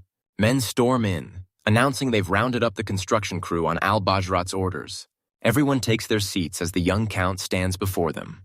Al-Shroud encircles the castle with water to make it look floating, while a direct canal from the Mouse is added for easy transport. The count orders bridges built to link the lands to the fortress. The builders gaped at the plans as he promised the impossible, provided they trusted his Unilia wisdom. Under the count's gaze, the builder pitches his massive project. Al-Srad demands a timeline. The crowd expects 5 years, but the man shocks them, promising to finish in just 3. Alsrod gives them 1 year to finish everything, shocking the men to their core. This project is their biggest yet, and the crew is on edge. Osrod steps up to lead it personally, leaving everyone stunned. Alsrod knew wise words, and a master's guidance would sharpen focus and speed up the work, so he stayed to watch their skills firsthand. Alsrod predicts a massive migration, but to become the capital, they need 5 times the population. The man is floored. The count told them not to quit without trying. He's turning this place into the world's center, recruiting top talent to build a legendary fortress city. He called for their strength, his words igniting a new wave of hope and confidence in everyone. Mouse Castle construction sparked a massive boom. Funded by Rakuichi Rakuza free markets, workers and traders flooded in, igniting a non-stop cycle of profit. Alsrod unlocks Lord's patronage, a unique skill granting him Oda Nobunaga's economic genius for trade and city management, always active as long as he stays sane. Nobunaga demands answers. The man says power isn't strength, it's knowing your limits. Since the ruler prized his foresight, he gifted that same ability to the hero. Yelsred's stunned Oda Nobunaga is creating these insane abilities all on his own. He confirms it. Only Alsrod can do this unique work, and since no one else has the expertise, it's all trial and error. Nobunaga personally recognized him. Surprising, but it makes sense. On Maustu's outskirts, the young count eyes the city and stretches, finally free. The boy lies back down, ignoring her. Serafina whispers that this is where his beloved dies. Even from afar, Alsrod knew this wouldn't be easy, but he loved a good challenge. The Countess agrees the timing is perfect once finished. Rival lords won to dare touch them, and Alsrod smiles. Proud, his wife shares his vision. Serafina insists she's nothing compared to Alsrod, the most incredible man she's ever known. She'd been searching for him with news for them both. I asked if she was pregnant, and Serafina confirmed with a silent smile and a nod. They crash into a hug as he shouts, "Serafina's name, they actually did it." Alsrod asks the gender, but Serafina shrugs. She has no clue. She just dreams of raising a child fit to rule a nation. Serafina does it all because she's certain her husband will be king, and everyone agrees. The Count spent his teens fearing every battle would be his last, until a desperate cry rings out. To end the fear and suffering, someone must unite the country. Holding Serafina, Alsrod knew only he could pull this off using Oda Nobunaga's experience. Moments later, the elf knocks. They confirm she's Laviala and usher her inside. Laviala questions the summons, assuring him the aqueduct is on track. Alsrod tells her to stay put, leaving her frozen in shock as he slowly approaches. He realizes he's finally taller than her, but Lavila calls out his sudden, weird behavior. At 12, she was already taller and destroyed Alsrod in every duel. He recalls one hit so brutal he dropped his sword and wet himself, making her laugh and ask if it's actually true. Laviola says his grind conquered the path, so now she and the others will follow him anywhere. Osrod realized others got him this far, so he had to tell the girl the truth himself. The Count had a big announcement, but told Laviola first. She smiled and thanked him sincerely. Nervous, he expects a greeting, but fears he'll only disappoint her. Loviella cupped his face, knowing guys struggle with words. She pushed him to just say it. The elf grinned, asking if she was right. Alsrod stared and named her. Alsrod drops a bombshell. Serafina is carrying his child, leaving her in total shock. Laviella nervously asks if it's true. Elle nods, and she explains it just means how. Tearing up, the elf cheered at the news, genuinely happy. Ulcerod sighs in relief, but before he can relax, she reveals a secret she's kept hidden. Panic strikes again, his heart racing as she begins to speak. Laviala smiles at the boy, revealing she's also pregnant from the stick of Elle. She stared at him, and he pulled her into a hug, feeling like the luckiest guy alive. Osrod orders Laviola to bear a strong child and stay healthy so she can raise them right. Laviola vows to follow orders exactly. Alsrod tells her to rest if she's tired, but she cuts him off. He's worrying for nothing. The team warns Alstrad not to overwork, they need him. He agrees, and Al-T is satisfied. 2 years in, Alsrod nearly owns the entire prefecture. Just 3 districts left to conquer all of Fort Nelia. Alsrad knew Fort Nelia's unity was far off, and the northern Naguri clan was a constant threat. A 3-county buffer zone prevented a direct clash, keeping the peace for now. Suddenly, a messenger arrives from Olvia's ruler south of Fort Nelia. Lord Brando Nahami's envoy arrives from Ubia to propose a military alliance, and Alsrod recognizes the name. A vicar from 2 districts reports that 18-year-old Brando Nahem is building the nation's power clan leader and warrior since age 12. He aims to unite all. The messenger spoke bluntly, suggesting the boy was planning a northern strike. Alsrod is blitzing the capital, destined to be regent or chancellor. Planning ahead, the ambassador suggests an alliance to lock down the boy's southern border. Alsrod grinned. The ambassador promised that uniting the divided royals made his coronation inevitable. Alsrod took it as a compliment. The Count honors the crown, but rejects the envoy's insane proposal. Odinobang snaps, calling the boy a liar for claiming he'll be king. The man asks if the boy understands timing.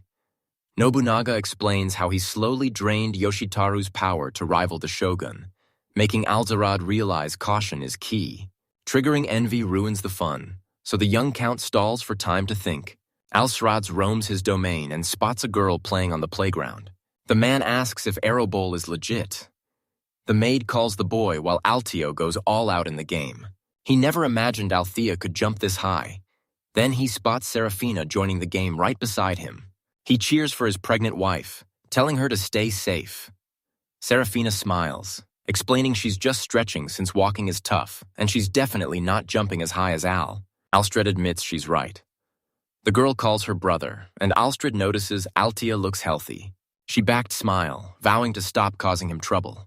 Yelsrod denies any feelings, but Altius notes she owes him her life. She's even willing to be married off for his benefit. Graf admits he's thinking the same. Altia asks about Naguri, noting their heir is 30 years old. Alstrad refuses, revealing he's already planning to strike Naguri Altia. Asks what he'll do with his wife's family in the west. The Count says they're already allies, so Altius hunts for a new edge. She eyes the boy while mentioning Obia's young Viscount, Brando Neham. Alcerad smirked, questioning if he's truly worth sacrificing a girl for. Althea backs away, challenging him to prove his worth by inviting her back to see his progress firsthand. She smiled, asking why Count Alstrand invited him to do aerobics with the Countess. Everyone froze. Elle burst out laughing and backed her plan, while the boy vowed to prove he's worthy of being her husband. Serafina saw a ruthless strategist with a soft spot for his sister. Turns out, Both siblings are exactly alike. Letter accepted. Brando Nayem rushes to Al-Srad. He bows with a grin, hyped to finally meet and ready for today's aeroball match.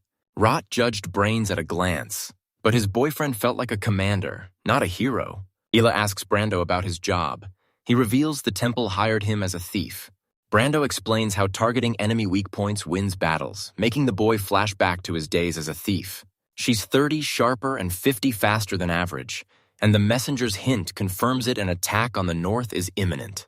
The Count realized the boy led the clan through years of war before his promotion, surviving purely on his wits and strategy.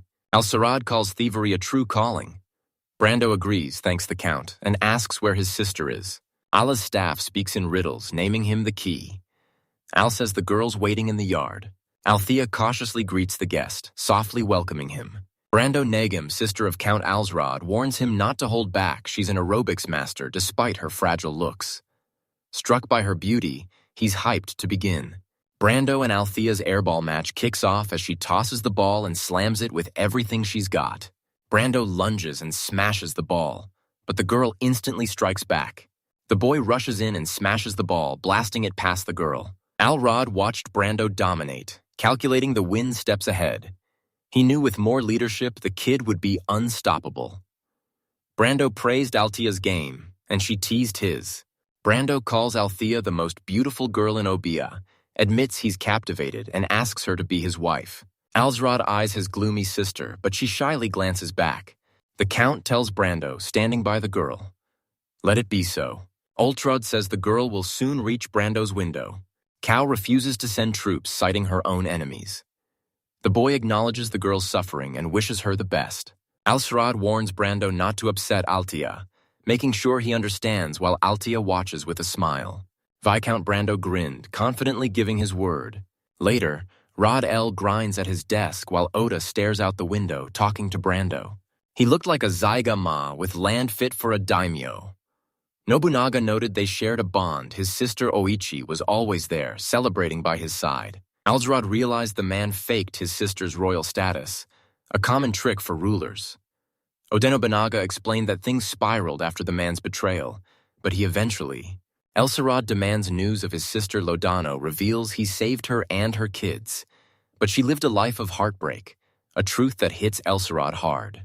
Al-Sarad vows to stop this, wanting his sister's happiness as much as the throne. Oda-Nobuh warns him to be careful. The king doesn't have everything he sacrificed it all to rule. Al-Sarad knocks, and a shocked Althea opens the door. Smiling, the boy offers his sister a drink, quickly clarifying it's just tea. She smiles back thoughtfully. The siblings sit outside together as Althea points up, excitedly gushing over the beautiful moon. Closing her eyes, she whispers a prayer that this isn't her last meeting with her brother. I told him he should be happy she's getting married, but he refuses to accept it. Looking sad, he admits he's a failure as a brother. Ethlia grabs Al-Srada's shoulder and calls it a lie. She nervously admits she'd be dead without him. He gives her a warm look, knowing without her, he never would have defended the fort. They'd have surrendered to the artillery long ago, leaving him stuck leading a tiny squad. The girl bolts up and turns to El's staff, catching him off guard. Elphia thanks her brother for raising her and always being there. He told his sister to be as happy as possible and made her promise. Back home, the siblings enter Althea's room. Alzra whispers goodnight and leaves. She gives El-Red an anxious goodnight, but he suddenly stops cold. Alpsrod bolts to his sister, confused. Atelier asks if things are really that serious. Al pulls Althea into a hug as she tears up, comforting her and telling her to stop holding back and just let it all out. Auzra wanted Althea happy. She shouldn't have worry. Fate already made her the king's sister. With Althea married, Alshrod's going all in on city development. 6 months later, they moved into their massive luxury stone castle.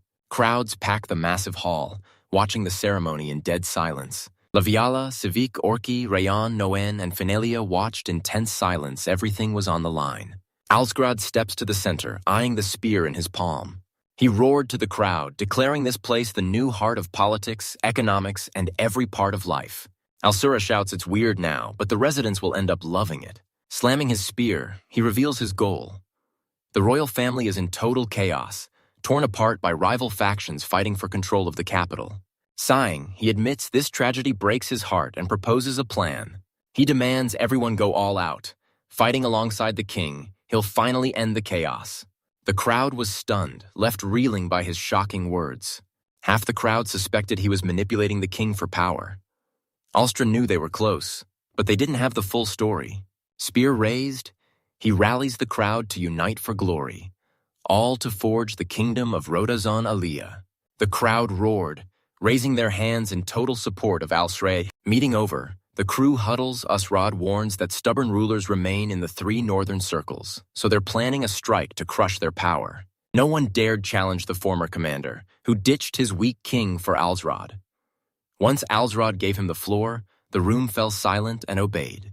He knows Alsrad's plan to slaughter the fortress, but the locals are already seeking refuge in those very counties. Al-Sharad declares everyone in the fortress an enemy, leave no survivors. His cruelty stuns the crowd into silence. Fear chokes their protests as Alia warns a first-round massacre will trigger a massive backlash. Civic warns that terrified peasants would drop everything and flee the battlefield. Alkvaret confirms the plan crushed them in the first clash to break their spirit and end this war instantly with 0 casualties. He slumps into a chair, sighing. He needs this fight over fast before deadlier enemies arrive. Civic asks Orcs if Al's staff is the sectarian from the Heights Orcs freezes, visibly shaken by the name. Alsrad respects Civic's sharp combat instincts. Forget uniting the land. His true goal is crushing the Rentiers and invading Naguri. Shockwaves rip through the hall. Alsrad is invading Naguri. The crowd murmurs in disbelief, fearing he's finally gone too far. Ray stood up with a smirk, thrilled that Alsrad played right into his hands. Smiling, the elf praises his lord's vision. He'll follow Alsrad anywhere, and the whole district trusts their master completely. Elsarad vowed never to fail the elf, then immediately asked who'd lead the charge. No one stepped forward, asking Al-Srada for the mission he'd failed the count before and was desperate to redeem himself. Srad grinned. No one put it better. Now, Ono begins the operation. A massive army marches as one. A fort screams the alarm. The mouse army is here. A warrior asks for numbers, and the answer is grim. They're outnumbered 2-1. Panic gripped the army. Archers flooded the south wall as everyone feared a total massacre. They saw it as a bluff. Surrender meant survival. The guard sounds the alarm. The enemy is here. Shooters step forward, confused why the enemy brought spearmen. A diverse army storms the fortress. Al-Shroud raises his blade, ordering his men to slaughter everyone inside. Soldiers scramble to load and fire, but the team just spotted something critical. A cannonball slams the squad catapult. Someone screams. The White Eagles are ordered to take defensive positions now. Knights rally and lock shields into a solid defense. The captain points his blade, shouting a warning as distant enemies strike. Arrows whistle through the air, slamming into their shields. The castle assault begins. Phonelia and Rappa watch from the trees as the treasurer declares it's time. Phonelia asks if the north side fell. Rappa nods. The enemy is inside. Rappa hits the north via a preset chain. Phonelia mocks the inflated numbers, they re-exposing every enemy flaw just to impress a foreign vassal. He turned to his people and roared, "Listen up, time to show our power today. We take the general's head." He blitzes from the north, stunning the captain. As soldiers rush in, he drops 2 guards and casually reveals he's already taken the general's head. Cursing in panic, the general fumbles his sword and slashes a soldier. He screams at the man, claiming he isn't resisting. He begged for mercy, but no one even raised a weapon. The soldier screams at his men to hold the gates unless they want the mouse army flooding in. Soldiers stormed the gates, screaming their general was dead and staying meant suicide. The commander roared curses, ordering them to halt. Attacks rained down, crushing the warriors. Al-Shrad declares they're dead, the price for refusing to obey. The general was unstoppable, ending the battle in hours. With their garrison wiped out, the rulers surrendered without a fight. They knew Alzarad's strength and numbers, so the boy couldn't see why they'd idolize him now. Wait, strength and numbers is... Banaga was right. The rulers of his era had 0 foresight. Former vassals quickly swore loyalty to Alzrad just as another major event unfolded. His family's been a Brancho side branch for nearly a century. Alzred nodded. Betraying a lifelong master took serious guts, and the Count knew this defection would shatter the enemy's morale. The man laughed, confirming Alzrad's words and offering real proof of his loyalty to the Count. He doubted a minor ruler's lackey had anything valuable. Proving his loyalty, the man presents the heads of Branchoff's widow and heir, making the boy's face darken as his fists clench in fury. Alsrod vows to kill Nobunaga, but the man just smirks, claiming his clan is already extinct before eyeing the young man. Alan Nobunaga glared at the man. Nobunaga asked if he felt the same. The boy asks if Alsrod needs a vassal who murdered his own master. The man admits his foolishness but swears he'll never betray the boy. Alsrod snapped that he didn't care about loyalty, he simply didn't trust the guy. Ella's staff sends a messenger to offer condolences and return their severed heads. Soldiers march through the mountains when a voice calls out to the count up front. Orki spots Elsron's gloom and calls him out, blaming Laviala's absence, and without her, Elsron just isn't himself. The orcs mock his dry spell, plotting to raid a village for a girl. One tries to stop them, but a local shouts that Nelia's companion would never agree. Orcas slams the district's joke, insisting a captain follows the rules, but they snap back, they're dead serious. Laughing, Vorks chooses meat over women, desperate for the war to end so he can finally feast. Elzer tells the captain there's only one ruler left. Once he's finished, he's going home. Just a little longer. Altsard finds the northern fortress solid. Sivik explains the Vuga clan is holding out for Naguri reinforcements, but a messenger suddenly arrives with a new crisis. Alsrod hears the vanguard dodge the ambush, leaving Countess Sivik stunned. He blasted their recklessness, never expecting them to have the guts for an ambush. Seeing a soldier right in front of him, he couldn't hide his shock. The knight strikes instantly, but he deftly evades the surprise blow. Surprised, the man peers into the dark, demanding a name. The youth answers boldly. He's Wood, lord of the northern mountain fortress. Misel's stunned, no second strike comes as the enemies scatter, barely grazing each other. Orcs strike from behind, but the boy effortlessly dodges. Mycelium lunges, and the commander barely reacts. He yells while parrying as his knights demand an attack, forcing the orc's hand. Misel struck first, lunging at the guy, already certain of his victory. Misel instantly barriers his back, saving the sword from shattering into shards. Orcs roar his name as he's attacked, but he's barely standing. He blocks the strike and asks why they're fighting, but the attacker's only answer is surrender or die. How could a noble abandon his land without even a fight? A soldier screams, "The enemy is here," Misel bolts, but no one cares if he's okay. Misel's ambush barely nicked one general. Dying here shames his family, but he smiles. He'll have the last laugh.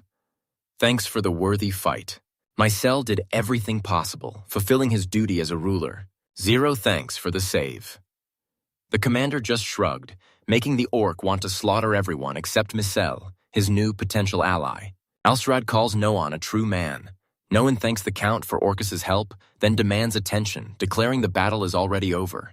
Shockingly, the Vuj clan surrenders, begging only for mercy for their warriors. Alsrad accepts the terms and disarms Fordnaria is finally unified. He paused to thank them for their bravery, crediting their strength for every massive win. He singled out Noan for the flawless first win that paved the way for the war, as the orcs cheered and patted his back. Alsraud's orders for the surrendered were simple. Identify the instigators and execute them alongside their leaders.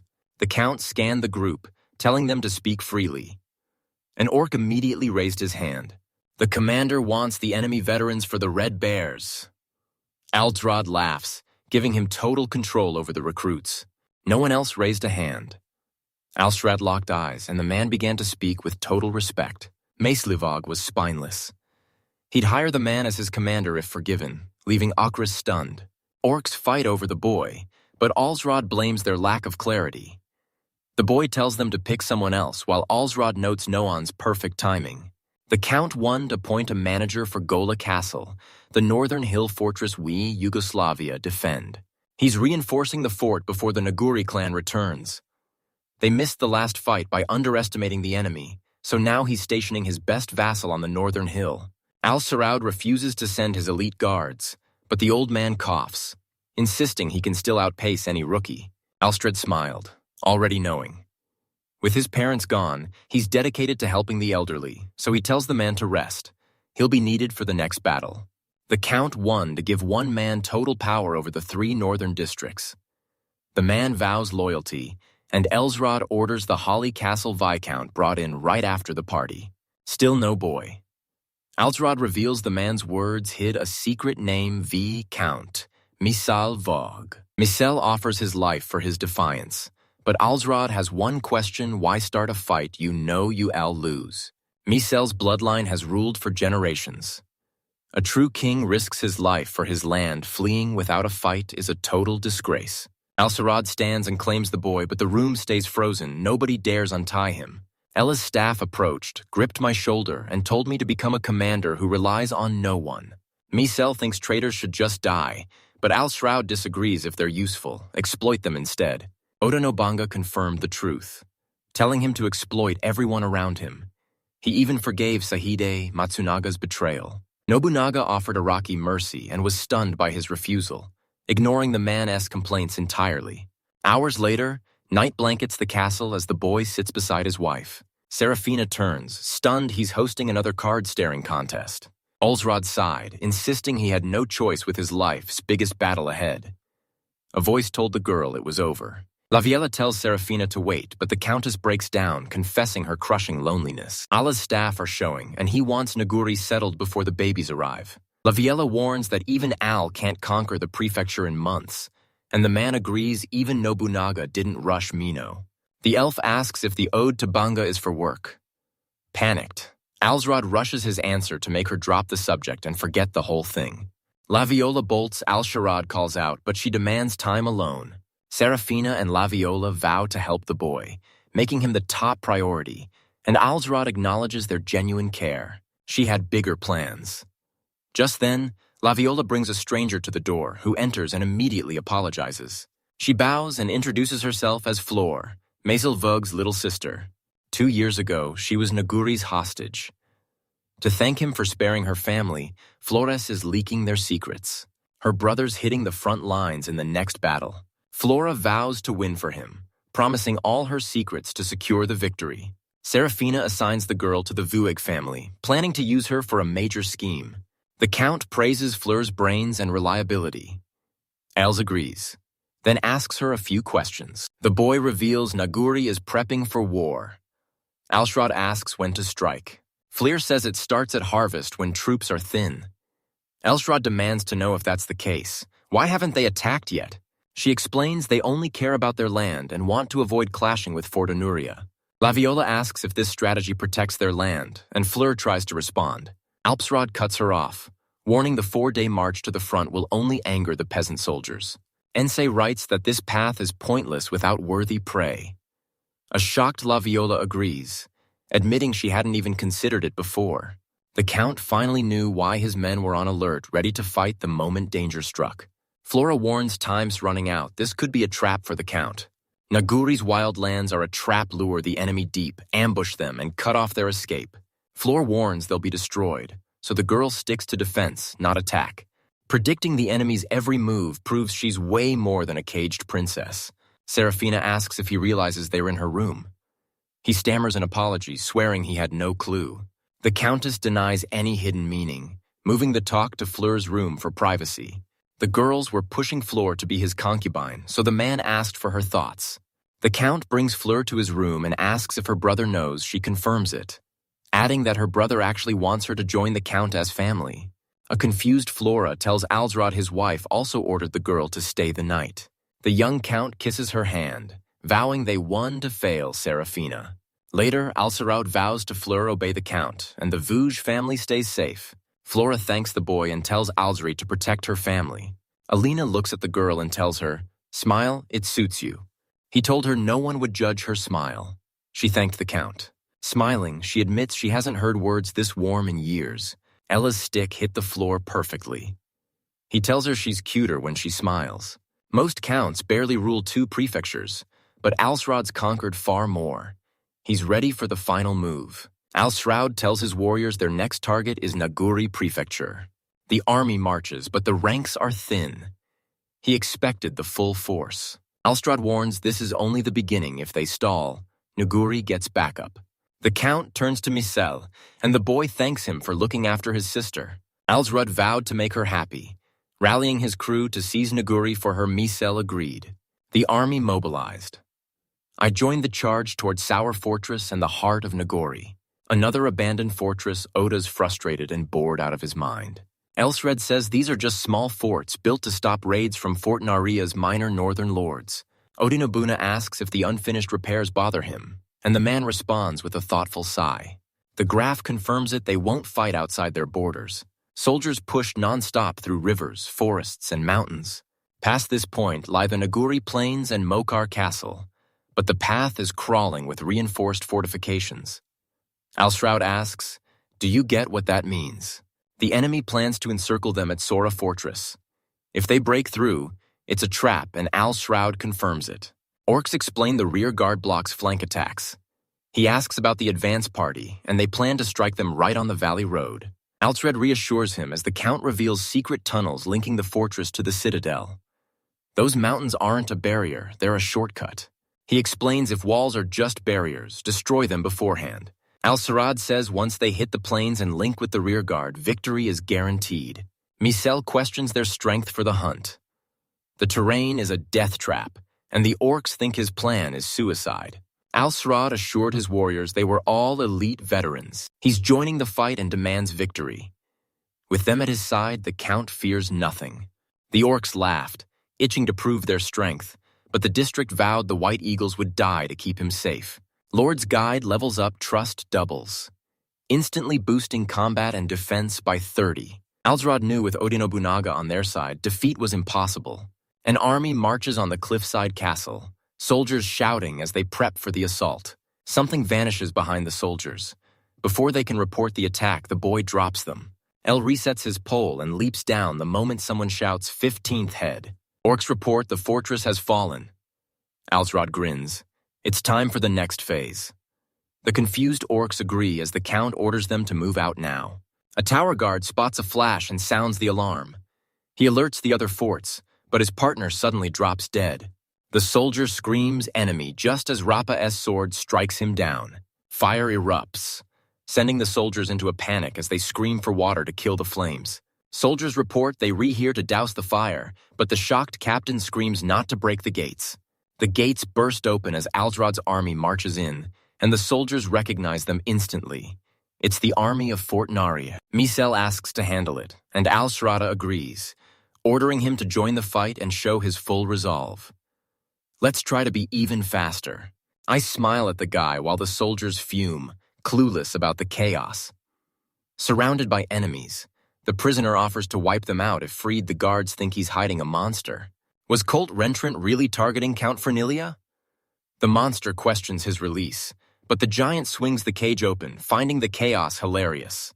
He asked if he really crushed every gladiator, stunned by his power. The old man thanked him for the praise.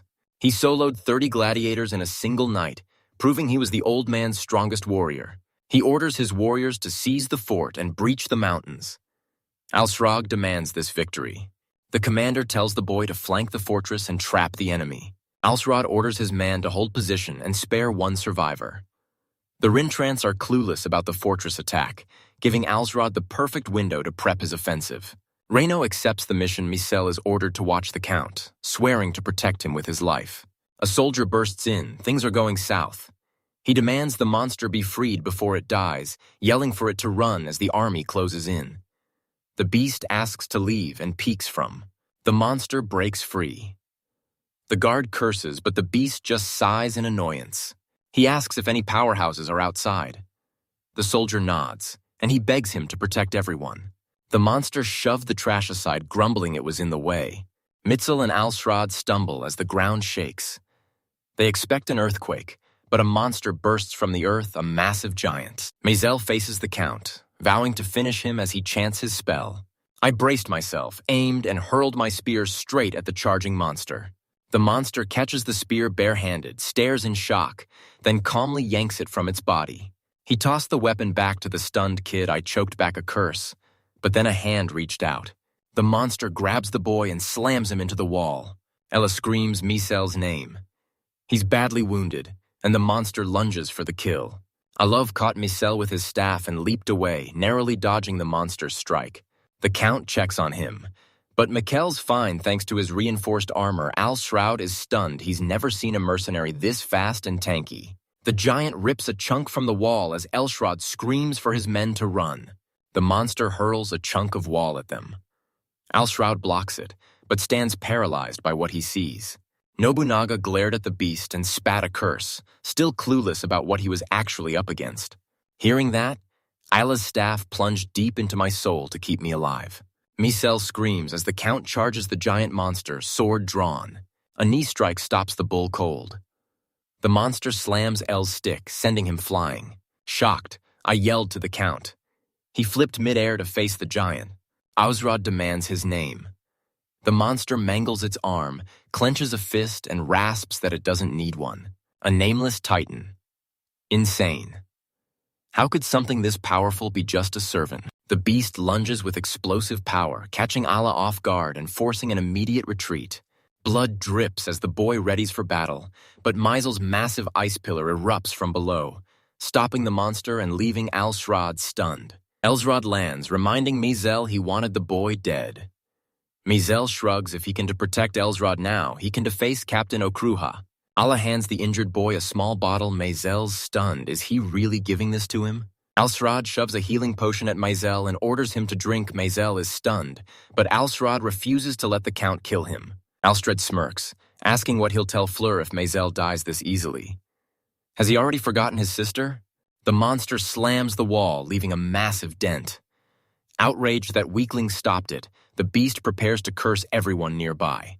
Nearby soldiers scream at the monster, demanding to know why it's stalling. They want to stop shouting for it to just finish them off.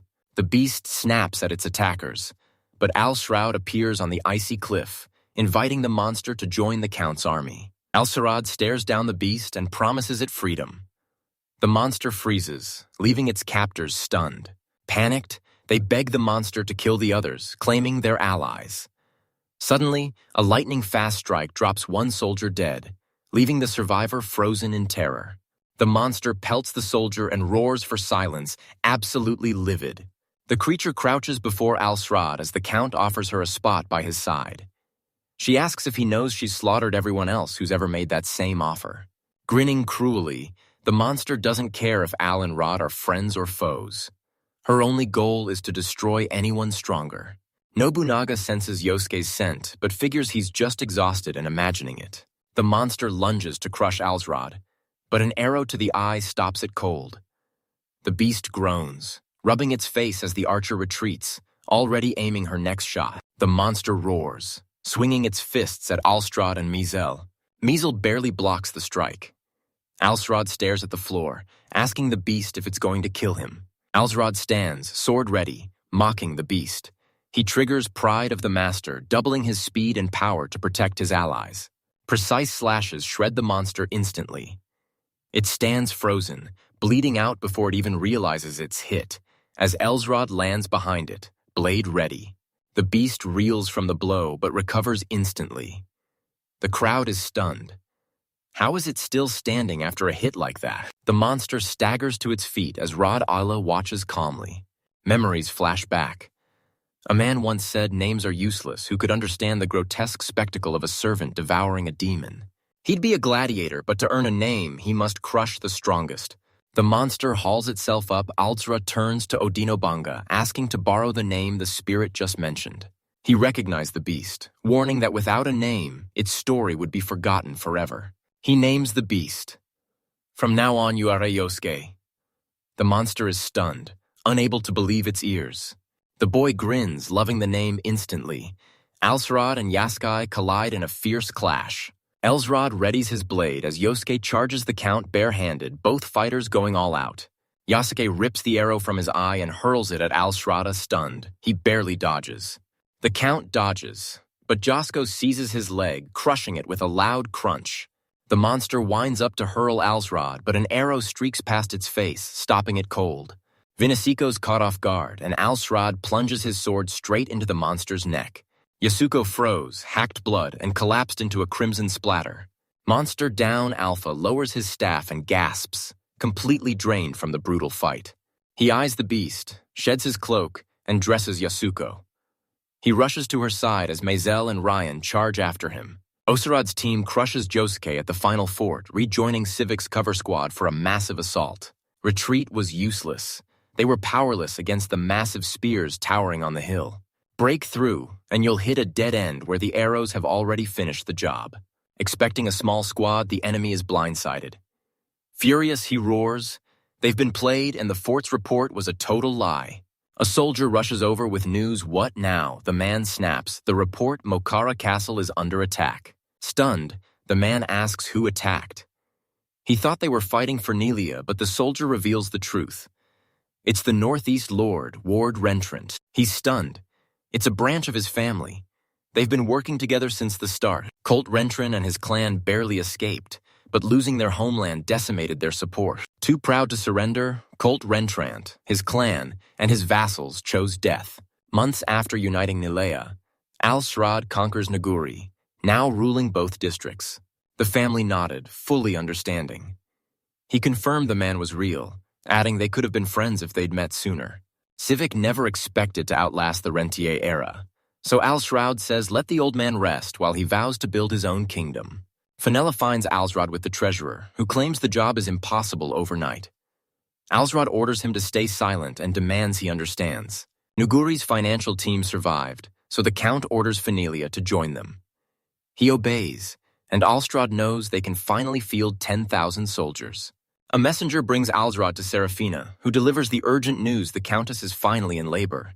Maids swarm the girl's bed as the eldest shouts the news he's going to be a father. I sprint to Serafina's room following the screams. She turns to her husband and whispers that she did it all herself. The shocked Count finds Serafina as she tells Al-Shrad it's a boy. Al-Shrad reached for the child, tearfully vowing to protect him forever. He praises Serafina for a job well done, but she stares back with a worried look.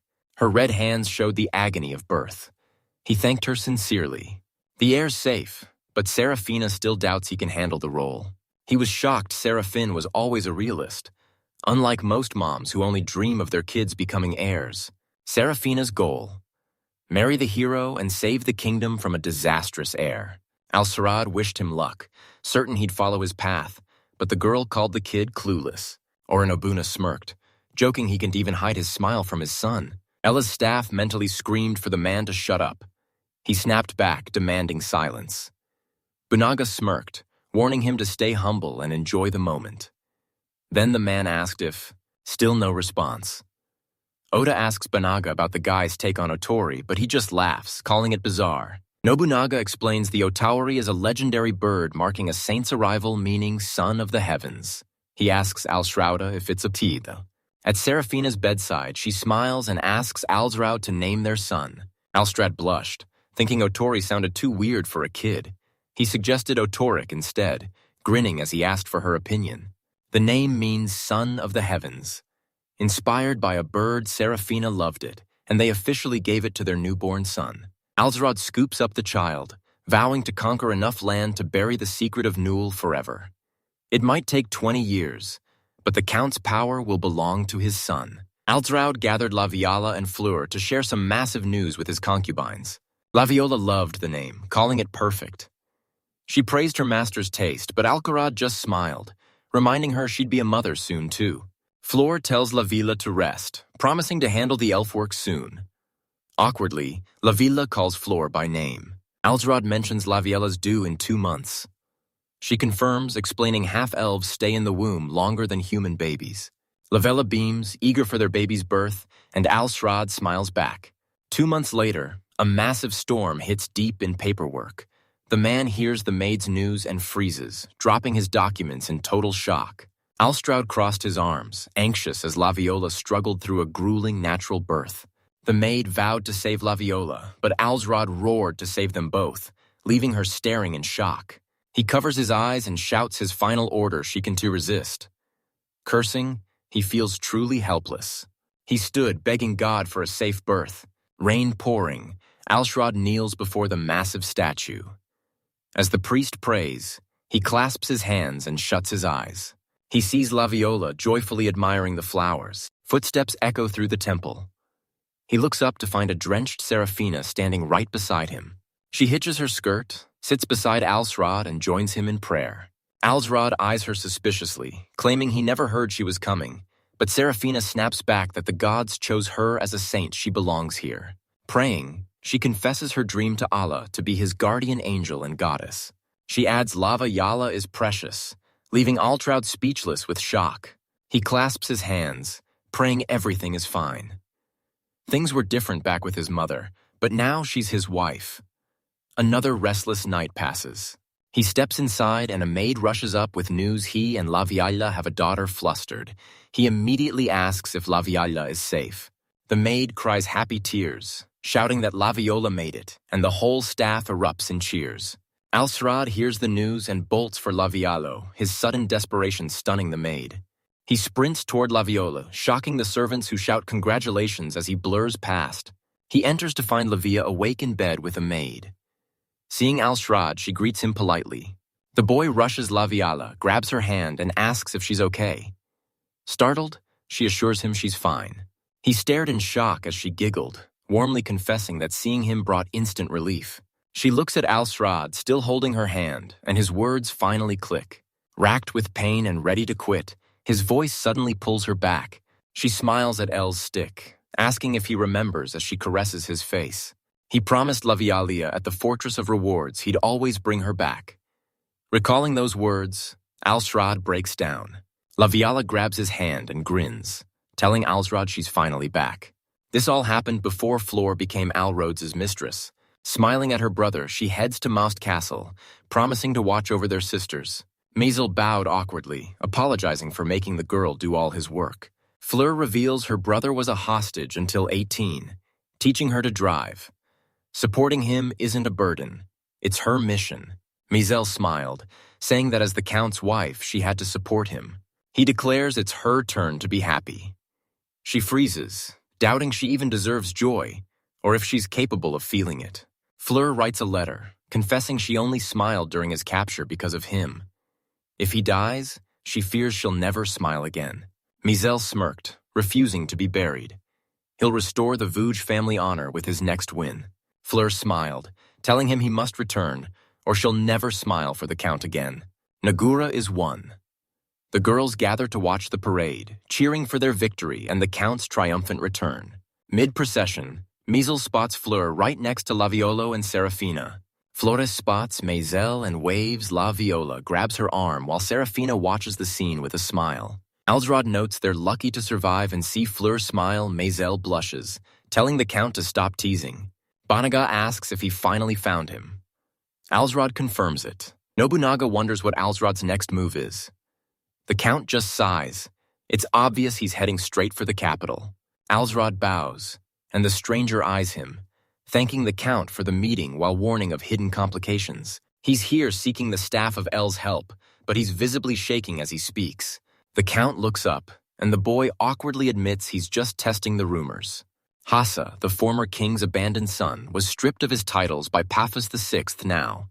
Alsret's using him as a pawn. Elsrod bent. No surprise, the crown prince knew something was wrong. Terval's in total chaos, and the kid's worried I'm also working hard to end the madness fast. Kassa's stunned.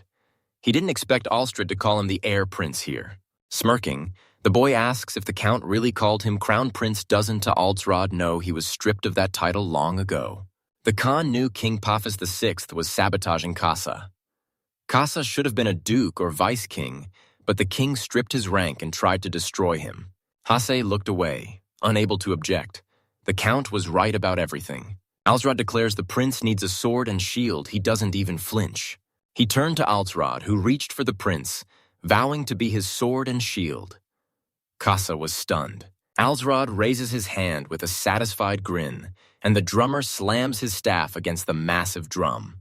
Instantly, the massive army surges forward, every warrior marching with absolute focus. Alsrod steps forward, vowing to restore their kingdom's glory. Hosegis is stunned. Alsrod knelt before the heir, begging him to take the crown and rule the kingdom. The House of Froze watched as the Count and his entire army bowed low. Alsradnaval pledged his life to this future and swore to serve Prince Kas. The prince hesitates, but Alzra knows his old royal dreams make him an easy target. Hassa nods, centers himself, and clenches his fist, vowing to become king and restore his homeland's glory. Speech finished, Alsrad, Kasa, and the council army raise their hands and roar in tribute. The group meets and Alsrad drops a bombshell.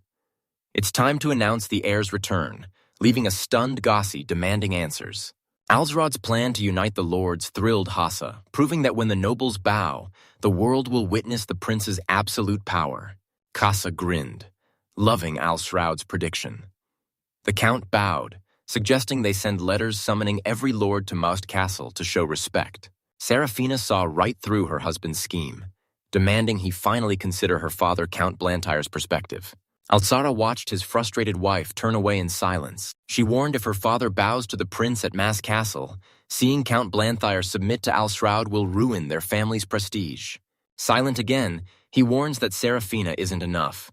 He asks for the truth, and she agrees instantly. Alsraud knew his reputation hung on this VIP visit, so he'd do anything to get them to the castle. Meanwhile, Serafina takes a deep breath. Turning from Alsradada, she demands a lavish gift for her father. She claims he'd just fake being sick to bail, but Alsraud only grins. 5 months later, crowds swarm the city, and Alsraud is waiting. Brando greets Alsraud as his son-in-law. A guest approaches to congratulate Alsraud on Altia's newborn, and Brando thanks him. Elsaron sends his regards to the girl. Suddenly, someone calls for Count Fernelia. Count Blantyre names Alsraud his son-in-law, sparking frantic whispers from the crowd. Alsraud thanks him, but the Count insists he couldn't have missed the dawn of. Alsarad figures the man traveled this far for his grandkids. He nods, admitting he's dying to see Serafina. Haste took the stage, telling the crowd they all cared about the kingdom's fate. King Paphos VI's reign was pure chaos.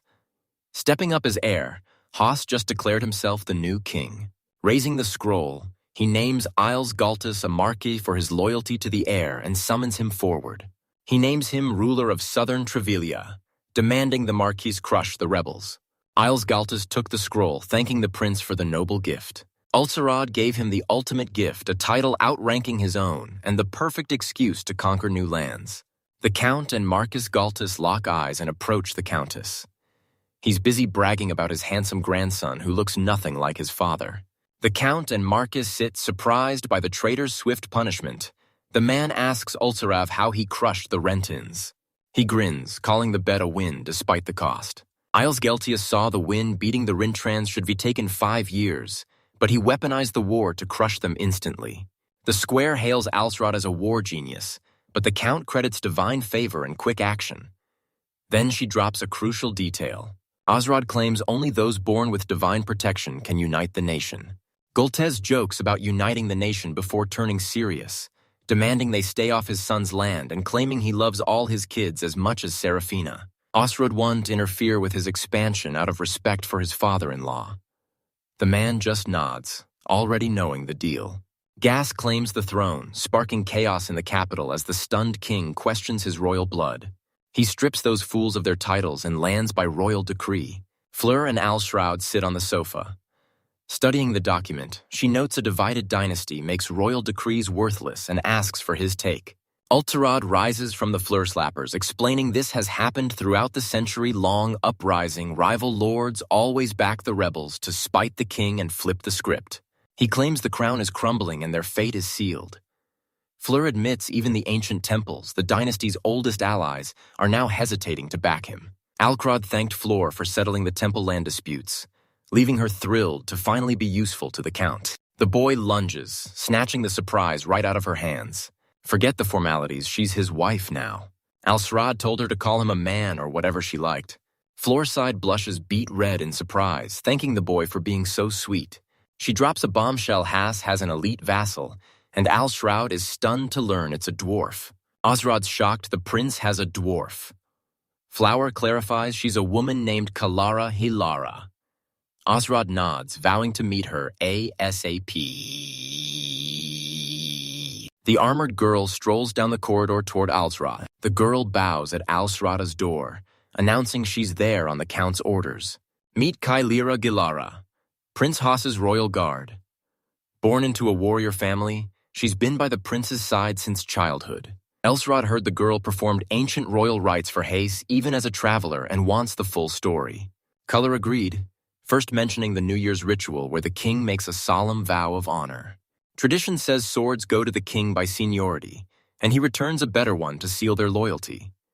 It's a symbol of his rule, but I tell her I've heard enough. The Count noted her brilliance as the boy swore he understood everything. Alsrod was hiring her. He'd never seen a servant like this. The Count asks Kalari to serve him, admitting his commoner roots and ignorance of court etiquette might embarrass the prince. Hilaria vows to serve him if he's no enemy, but Bunaga frowns he doesn't trust her one bit. He glares at her and sneers. You reek of that attractive Mitsuhide. Alsrod, puzzled over the name Nobunaga, was just as smart as this woman, but he still betrayed his master. Altarod realizes the girl looks like the boy's betrayer. Oda adds, she didn't he. Just betray him? She murdered him at Honnoji. He was way older than her back then. The man warns the boy to stay sharp. Nobunaga claims mastering ancient traditions makes you too conservative to accept Alsrod's revolutionary ideas. He already warned the kid. Alsrod promises Kailara a fortune, wondering if the prince suspects her past service to the boy. Alsrod warns Kalaru date the prince, and he's out. Royal law forbids having kids with commoners. Alsrod nods, apologizing for the weird question. The Count stands, reaches out, and tells the girl she must call Kalar by name. Hasa hired her out of desperation, calling dwarf service a joke. It's been years since Kalara even shook a man's hand. Hilaria's honored to serve Alsrod and asks him to look after her. Between politics, Alsrod masters royal etiquette with Kailira. His invasion surged. A year later, he crushed Ikuto, clearing the path to the capital and seizing 3 prefectures. Laviala's hyped to return to the battlefield, and Alsrod's been waiting to hear it. She asks if he's got a special motive for her. Alsrod reports Olbia's rulers are uniting against Brando. He's reinforcing the south, she gets it. Now, the Count wants Kalar to lead the next war. Everyone assumed he meant the genius night dwarf Alsrod noted. She'd been off the battlefield for years, but stayed in peak shape. Could she really be the one? She confirmed it, swearing she practiced her aim every chance she got. Alsrod led 3,500 warriors south, ignoring Brando to strike the rebel alliance in the northwest. The Count hands Clara 300 warriors, demanding she prove her worth. She accepts. Laviala's hyped. Alsrod gives her free rein to fight, and she beams, loving that he's finally counting on her. The troops realize something's wrong. Fregnili's 3,000 soldiers have vanished, leaving nothing behind but a lone flag. A soldier drops archers in the trees, they scream, but the shots are coming from nowhere. Lava Jovti snipes from the trees again, sending the soldier below into a scream of pain. The elves smirked. She was still useful. Alzara praised her for taking down an enemy commander. Kira's back in just an hour. A shocked Ella asks if something happened. She reports 3 enemy commanders eliminated, leaving Alsrod stunned. The Count praises Kalara's speed and suspects the girl helped, but Kalara insists she has no special powers. The enemy was a disorganized mess, and they used that chaos to spring a trap. Keller crushed the enemy in a vice, using a mix of ancient and modern military tactics. Alsrod scoffs that 300 strangers can handle the task, then asks the girl what she does for a living. Kilala claims the task is special. Few believe her, but Alzara trusts her to hear more. She looks at the Count and whispers Akichi Mitsugide. The revelation is a total shock. Nobunaga repeats the cold truth: he's the traitor who killed him. He figured she'd betray him too. She works at Kichi Mitsuheda. Alsrod smirked at Nobunaga. Things just got way more interesting. He'd have surpassed him if he used the girl without breaking her trust. Elsa asks Kaleri for news on Kechi, but she's heard nothing, wondering what his work reveals. Yelsrod laughs, calling the idea absurd. Oda jokes that only someone of his caliber could be their own profession. They crushed the enemy rulers and returned to Mouse Castle in triumph. He asked if the victory felt better now that it was over, and Odio Nobunaga sighed, reminding him that it's Alsraud nears the capital, and Nobunaga reminds him that throne is rightfully his. Elsrod credits their victory to Kalara's night work. Passing the Count's thanks to me, Gase calls her a genius, but admits her dwarven perfectionism is. The staff disagrees, calling her breathtaking. With her knightly grace and stunning figure, she's a total knockout. Hasa is stunned. Since the Count likes the girl, she's officially handed over as his vassal, and Al-Shrad accepts. He knew Kasa's foresight was elite, making him lucky to have a real commander on his side. Elsrod targets Kiala next to recruit its elite leaders. Kilar instantly knows the mark the Nestonia family and their port city. Nostonia's fleet is a powerhouse, and with clan support, they'll bring 200 ships to the fight. Al-Shroud explains their unique sea culture, urging Kaleri to win them over with hospitality, but she's hesitant and asks for clarification. The Count claims Kalara is the nation's top cultural expert, outshining even the capital's elite. Alzra's sure Nestonia can't withstand their superior sophistication. Kalara understood she promised a dish fit for a king. Al-Shroud loved the plan, fully trusting the girl to succeed. After a quick hesitation, he called Kalar over. The Count yanked her close and kissed her gently. Kalara mocks his weird interests, but Alzarad panics, swearing he's just in love with a girl. He demanded her total surrender, promising her name would live on for 1,000 years. Later, a boat drifts downriver, ferrying guests straight to the castle. Al-Shroud greeted every arriving guest personally, thanking them all for showing up. Siala's ruler Soltis Nastoni is honored to accept the Count and Crown Prince's invitation. Al-Shroud skips the small talk and gets straight to the point. Asked if he was lured here to die, Soltis stays cool, insisting there's nothing to worry about. Al-Shroud warns that acting now would destroy the vassal's trust, and Soltis admits the logic is sound. Meet the prince first. Only then will the Count and Keller show him the castle. Prince Hassa greets his guest with a smile. Music and dance erupt as the room bubbles with joy. Halara asks her husband to watch tomorrow's march, confirming Alia secured the heir's escort to the capital. He smiles and agrees. Next morning, Al heads out and swings his stick with purpose. The Countess' army snapped into perfect formation. Solti's impressed, asking how the army stays so disciplined. Kalara calls her mentor a battle-hardened hero, claiming that serving under a legend like him is every warrior's dream come true. Kalara says they train at 100. When the troops march, the whole prefecture rallies. The girls realize Nestonia's help is the gentleman's only shot at relief. Kalar eyes Saltus. He frowns, she bows deep, and he shouts her name in total shock. A mere vassal with no right to speak, she begs her husband to save Al-Shroud.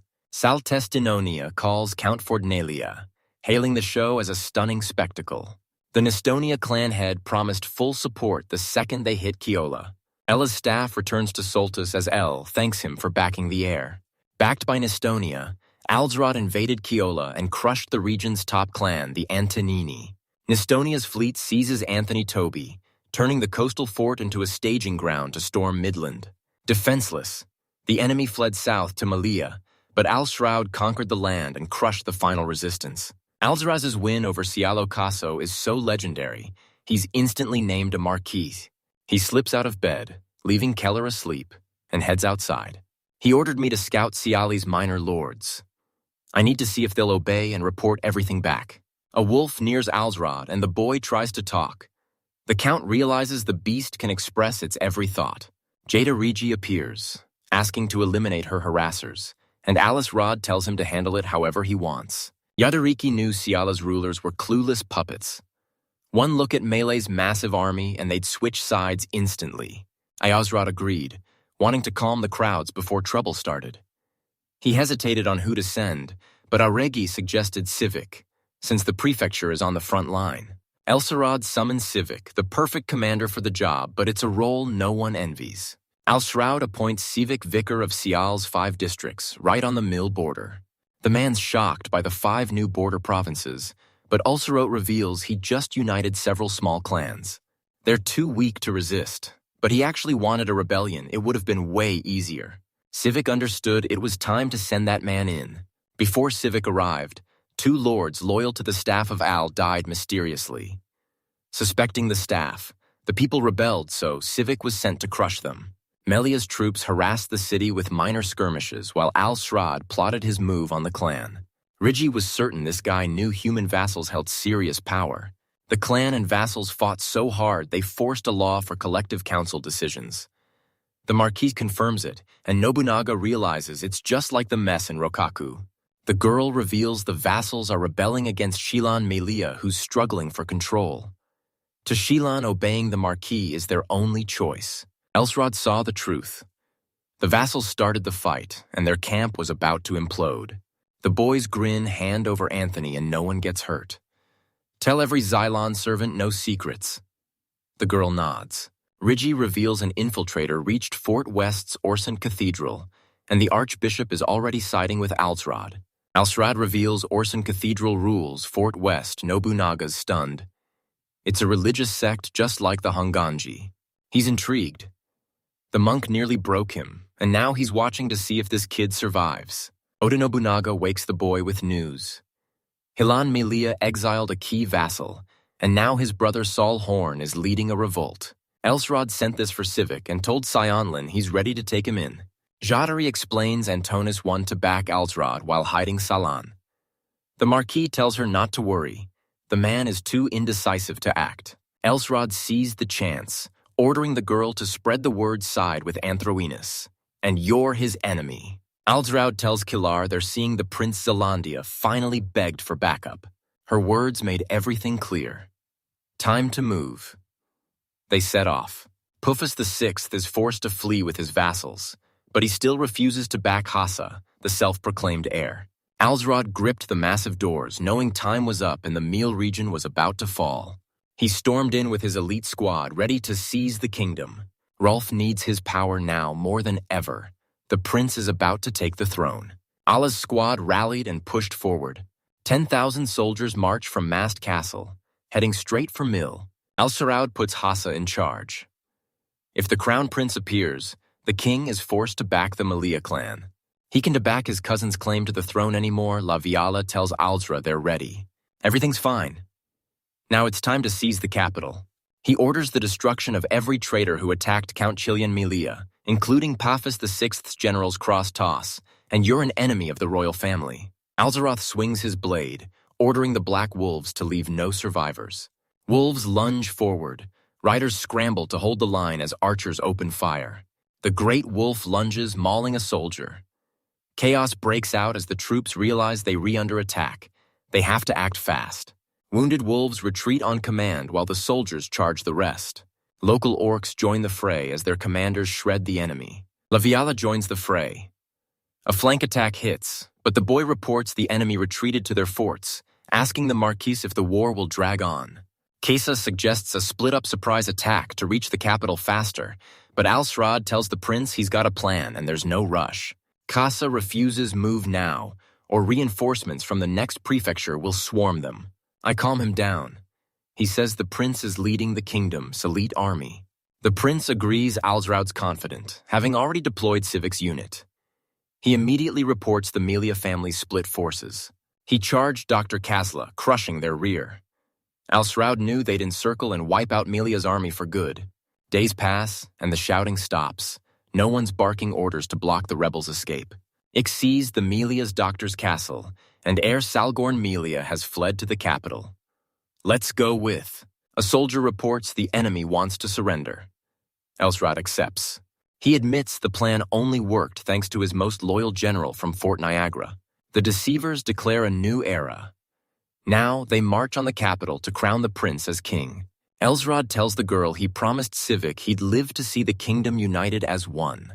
La Viala agreed they had to keep that promise. Alsrod blitzed through Melia and Fort West, reaching the Fort Sauce capital terrified. The Santira clan head and his massive army fled, losing all will to fight. Facing defeat, King Paphos VI ditched the capital and fled west with his family. He'll still claim the crown, but his reputation is trashed. Kasa confirms they've reached the capital, never dreaming he'd return. Tearing up, the prince thanked Alsraud Gardley repeatedly, speechless with gratitude. Osarak tells his highness to wait so they can enter the capital together. Hassa just wanted to show his gratitude, but those tears only convinced the Marquis that using the man was a favor. The prince reveals Alsrod as the new regent, and the man freezes in shock. The regent is the ultimate vassal, outranked only by the king. Skipping the formalities, he vowed to protect the kingdom. Kasa grinned, swearing to keep her word. The prince and Alsrod's army march into the capital to cheering crowds, with the Marquis instantly recognized by his new woolen cloak. Only 23 and fearless, Alsraud admits his fame in the capital is undeniable. He unlocked Image of the Ruler. If the majority sees him as king, his skills triple in power. No matter how he gets that status, he's now officially broken. Nobunaga didn't care Alsrod was the ultimate ruler. He debated being a regent over a king, and others agreed. Nobunaga calls taking the capital a sweet victory, reliving the rush of seizing Kyoto. Soon, the boy faces Kaso. A king is always a king. The prince wants total power, and Al-Srada's fate rests on his shoulders. Nobunaga notices the world has changed. King Pafs is somehow still alive, even though the previous shogun died way faster in his memories. If Ha stops backing him, he's in the former king's crosshairs instantly. Al-Shred bet joining the former king would finish Ha'as. His own survival wasn't guaranteed, but this gamble was his only shot at a future. Next day, right after the coronation, Al-Shrad is officially the region's new ruler. Hassa says, "Speak up like a king. Get what you want now." Elsrod asks the king for cities, planning to hoard wealth and fast-track his master plan. Hass agreed, eager for the man's take on appointing the new rulers. Al-Sirad scans the files and freezes. There are way more old aristocrats than he expected. Even Kasu's rivals think the king is totally clueless. He tells the king to reward his veterans, questioning if they'd stay loyal if he lost the capital. Asa agreed the land was perfect, but he refused to give it all to Al-Shrauda's vassals. The regents need a reliable ally near the capital, vassal or not. If an attack hits, Pafis Gauss is a sitting duck. Al-Siraud warns the king the war isn't over, and the king agrees. The king warns that a wall of amateurs is useless, using the crisis to install new rulers he can control. Hass thanks Al-Shrad, crediting him for his crown and regent title. Al-Shrad replies, "It's a massive honor." Kasa could finally discuss the marriage proposal with him calmly. The king said his 13-year-old sister lives in a monastery and asked if Alia's scepter could make her his official wife. The man blushed, confused. Elshrad's already married to Serafina, daughter of Marquis Galtus. He rejected the king's sister because a second marriage is impossible. Kasa's confused. The king's sister is way more important than some guy's wife. The king hated the idea of a weak son-in-law, but seeing this kid, he's all in. He knows his late father would approve, and Alstrad agrees it's the perfect match. Their child will carry royal blood, cementing Ella's line into the dynasty. He didn't know Seraphine's true feelings and refused to break her heart over politics. Osrod tells the king his sister is only 13, her initiation is years away, but the deadline hits way sooner. Hassa admits a commoner would act differently, but as king and regent, marriage is the only logical move, and Alzrad agrees. Al-Siraud is the new king's regent, but he fears the queen's family is outplaying him. The king takes note. Ulzrad meets his wife and calls her by name. She thinks he looks hotter as a regent, and he calls her stunning in return. She looked like a capital native, way too elegant for a newcomer. She asked if he really wanted to cheer her up, as Serafina admitted she was still buzzing with excitement. She beamed, confessing her lifelong dream the capital. She mastered the monarchy's laws, but the capital is a different beast than the outskirts Altsraud relied on her. But he was about to drop a massive bombshell. Serafina wants me to open up, she says a wife should know her husband, as worries. The king wants Elsrod to marry his sister, and now Elsrod needs her honest opinion. She didn't get his worry, but Alsrod knew he had to refuse, flatly rejecting the king's offer. Serafina interrupts, begging him to take the deal. Ulcerod's shocked she's totally on board. Serafina's dream of marrying a hero never wavered. Even as a concubine, she'd stay strong, eager to mentor her young chosen one and help him grow. She vowed to help him become a hero, telling him to do whatever it takes. Alstrad agreed. Until Pufus's loyalists are crushed, staying close to the current ruler is their best move. He told the king he'd marry his sister, and she agreed. Serafina demands real love. They kiss El's stick. He pins her to the couch, vowing his love is eternal, and Serafina quietly agrees. The lovers embrace in bed, finally happy. Alsrod arrives to meet the princess, but she's already there. Nobunaga notes she has been waiting an hour. He sensed a presence in the room, certain he wasn't alone, but they weren't hostile. I bolt up, demanding to know who's behind the curtain, while my neighbor cracks up. Smiling, she notes he finally found her. After asking how he feels, she reveals she's Lumi, the king's sister.